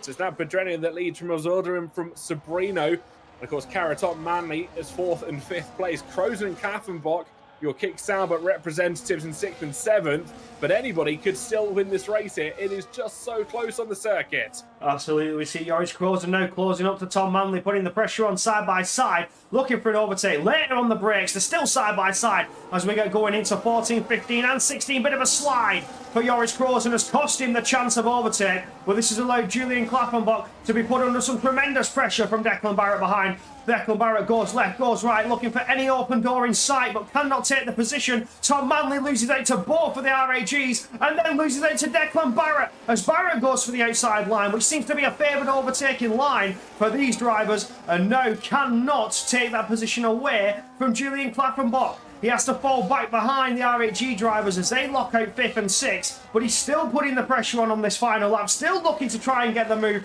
as Ulas Zilderim closes up to the back of Ruben Pedreno, seemingly trying to size up a move that's yet to come in Sector 3. Certainly is. 2/3 of a lap remaining here in Las Vegas. That's all we've got left of the Grand Prix. Zilderim still in a fantastic position to get the move made. He'll have the DRS zones practically handed to him as they make their way towards the end of this Grand Prix. Pedreno better have something stored in that ERS system, otherwise he's going to be a sitting duck as they make their way down towards the line. You can see Steven Vasso slowing down the down the Las Vegas Strip. I wonder if he's hoping to catch and not have to do one final lap here. But Ulas Zilderim has got the DRS. When will he pop it open? When is he going to go for the move? He waits for the detection point. He waits for the activation point. The rear wing springs open for Ulas Zilderim. I think Pedreno could be a sitting duck here. There's a move made further back into the braking zone of turn 14. They're 2 abreast. He has to go deep into the corner. Pedreno survives. Barely surviving. Pedreno squeezing what could be seen as a little bit too much, almost forcing Ulas Zilderim into the wall, and Caraton to have a run. It's going for the outside. It's going to be a photo finish. And Caraton Lasses Eldrim, I don't believe it! What a win for the Williams duo! They look at a 1-2, and what has been a photo finish to the line. Absolute scenes here in E-Series for round 6. And Williams take a much needed 1-2. Fantastic stuff from Alvaro Carreton. Fantastic racing from both the Williams drivers there. Pedreño with the defensive mind in towards turn 14, trying to hold off Ulasel Zedrum as best he possibly could. And then Carreton swooping around the outside to claim the position by 18 thousandths of a second. Incredibly close margins here, Corey. Fantastic race that Vegas has provided once again. Absolutely. This was very action-filled compared to what we've seen in previous races thus far. Some tracks proving very difficult to overtake. Cannot stress that enough. But here in Las Vegas, you've certainly been given a spectacle. A sign of strategies, a sign of wits, a sign of pace and raw talent. You've even had wet weather. You've seen it all here in Season 6 Las Vegas E-Series. But for Williams, a very much needed 1-2 as they have brought the team duo to help them along in Constructors. Absolutely superb, and I wonder how well what the stewards' inquiries could do to that result. Obviously, we heard rumours and speculation about Williams maybe having a tow, maybe having some slipstream in qualifying. Who knows if that could have an impact on the race here this afternoon. Absolutely, and fantastic race, well ran for the Williams duo. Ulasses Zildrim looked so good for the win out of the first stint, but ultimately was caught short by that duo, and he's only good enough for P3. Sergio Sobrino line up in 4th, Joris Krozen in 5th, with his teammate Julian Klappenbach just behind. Lenny Pepinter doing well to bring the Ferraris back up to P7, with Declan Barrett in 8th, and Angelo Di Hortensio again after disaster qualifying, taking it P9. Ben Sabaconnier for Alpine in 10th, Diego Zolzo, Andre Mona, Philip Prejneda, Pascal Irenele, Liam Stevens, Gabor Shontos, Stephen Vassell, Tom Manley, Jack West doing your finishers, and Ryan Modler having that opening stint disaster, forcing that first virtual safety car with a turn 5 incident that saw his race well and truly over. You know, join us in the interview room as we wait ever patiently to see if any drivers would like to come and join us for a quick chat, that being your top 3, the Williams duo, and of course, Ulasses Zildrim. Let's have a quick little minute to see if we can get them in for a nice little chat. Where's the ECU's chat? There they are. Let's give them a ping. Let's give them a ping.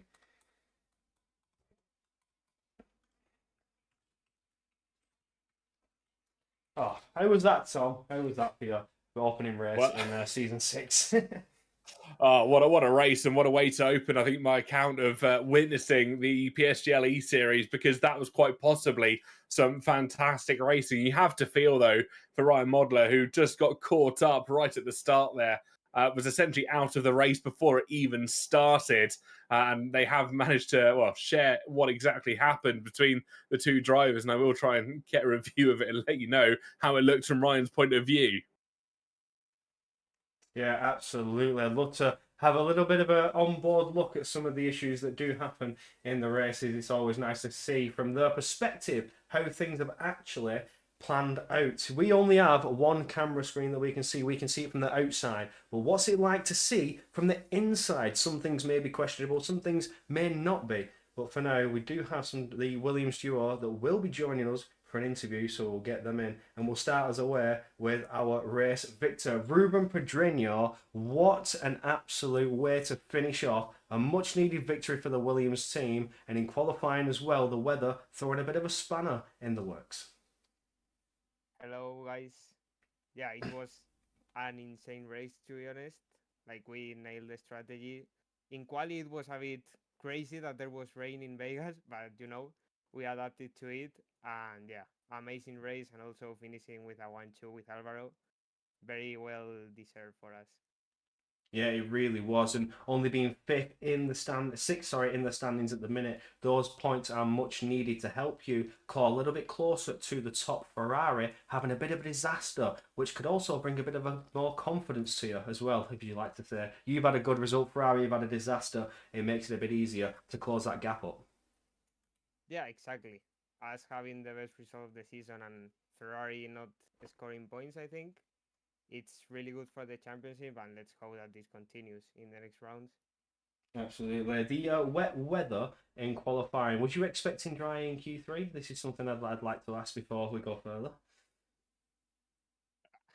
Obviously, I was expecting rain in the not rain in the whole quali and race, but this game sometimes has surprises. But yeah, it was fun to drive in the wet. Absolutely. Well, congratulations on a much needed victory for Williams, and of course, you made it a 1-2 with your teammate. I'll pass you on to TK for any questions. No, just want to say fantastic race from yourself. And there was, I don't want to talk too much about politics and stuff internally. Obviously, there was talk of maybe some toes going on in qualifying. What was that like from maybe your point of view? Was it just a little bit of a catch up on the circuit? Was that intentional? Obviously, by the rules, you can see that you cannot get tow from your teammate, and that never happened. So everything has been fair. Oh, so no tow then. Okay, interesting. Lovely, actually. That's good to know that you're not under any threat. But other than that, it's a beautiful race. Well done. Thank you very much. Alvaro Caraton, the man I'd love to speak to about that last turn where you've managed to snatch away a photo finish and make it a 1-2 for Williams. Let's have your view on that. Was you sort of expecting that in the end, or was it set up, or were you just expecting to try and take that third podium spot? Hi everyone. Yeah, to be honest, I was quite disappointed with the Q3 starting P8. We didn't get the lap together, and basically the right spot to do the lap was in the middle of the session, and we didn't do the lap there. So yeah, not ideal. And also apart from that, in the start, I got stuck by a little incident, which I lost another 3 places. I was quite mad at the moment, but I knew I had an insane pace. At one point, Ulas was like 5 seconds in front of me, and I recovered all by pace. So, which is quite good. And then yeah, I had to do the overtakes, but obviously didn't expect to finish second because at the end of the lap 24 I was like P4. But yeah, everything was put together, and thankfully Ruben gave me at the end that little slipstream in the finish line, and it was decided by like 10,000. So yeah, really happy. 18 thousandths of a second between you and Ulysses Yildirim, as Yildirim was looking very good for a victory, but you two have certainly put a spanner in the works on that one for the Red Bull team. Well, congratulations making it that 1-2, and it was certainly entertaining from our perspective. Thank you very much. Anything from yourself, Tom? No, nothing. Just fantastic race, chaps. Well done. And there we can leave us off. That is it. We're done and dusted for another round here in E-Series. And be sure to join us next week for what has been a track of controversy in 24, but a track that we go back to into 25. It's the Barcelona Grand Prix. You do not want to miss that one, with especially how interesting things have been here tonight. So be sure to join us for that. And one final word before we go from our lovely sponsors who have made all of this possible, because with SRC, as you can see, you experience excellence.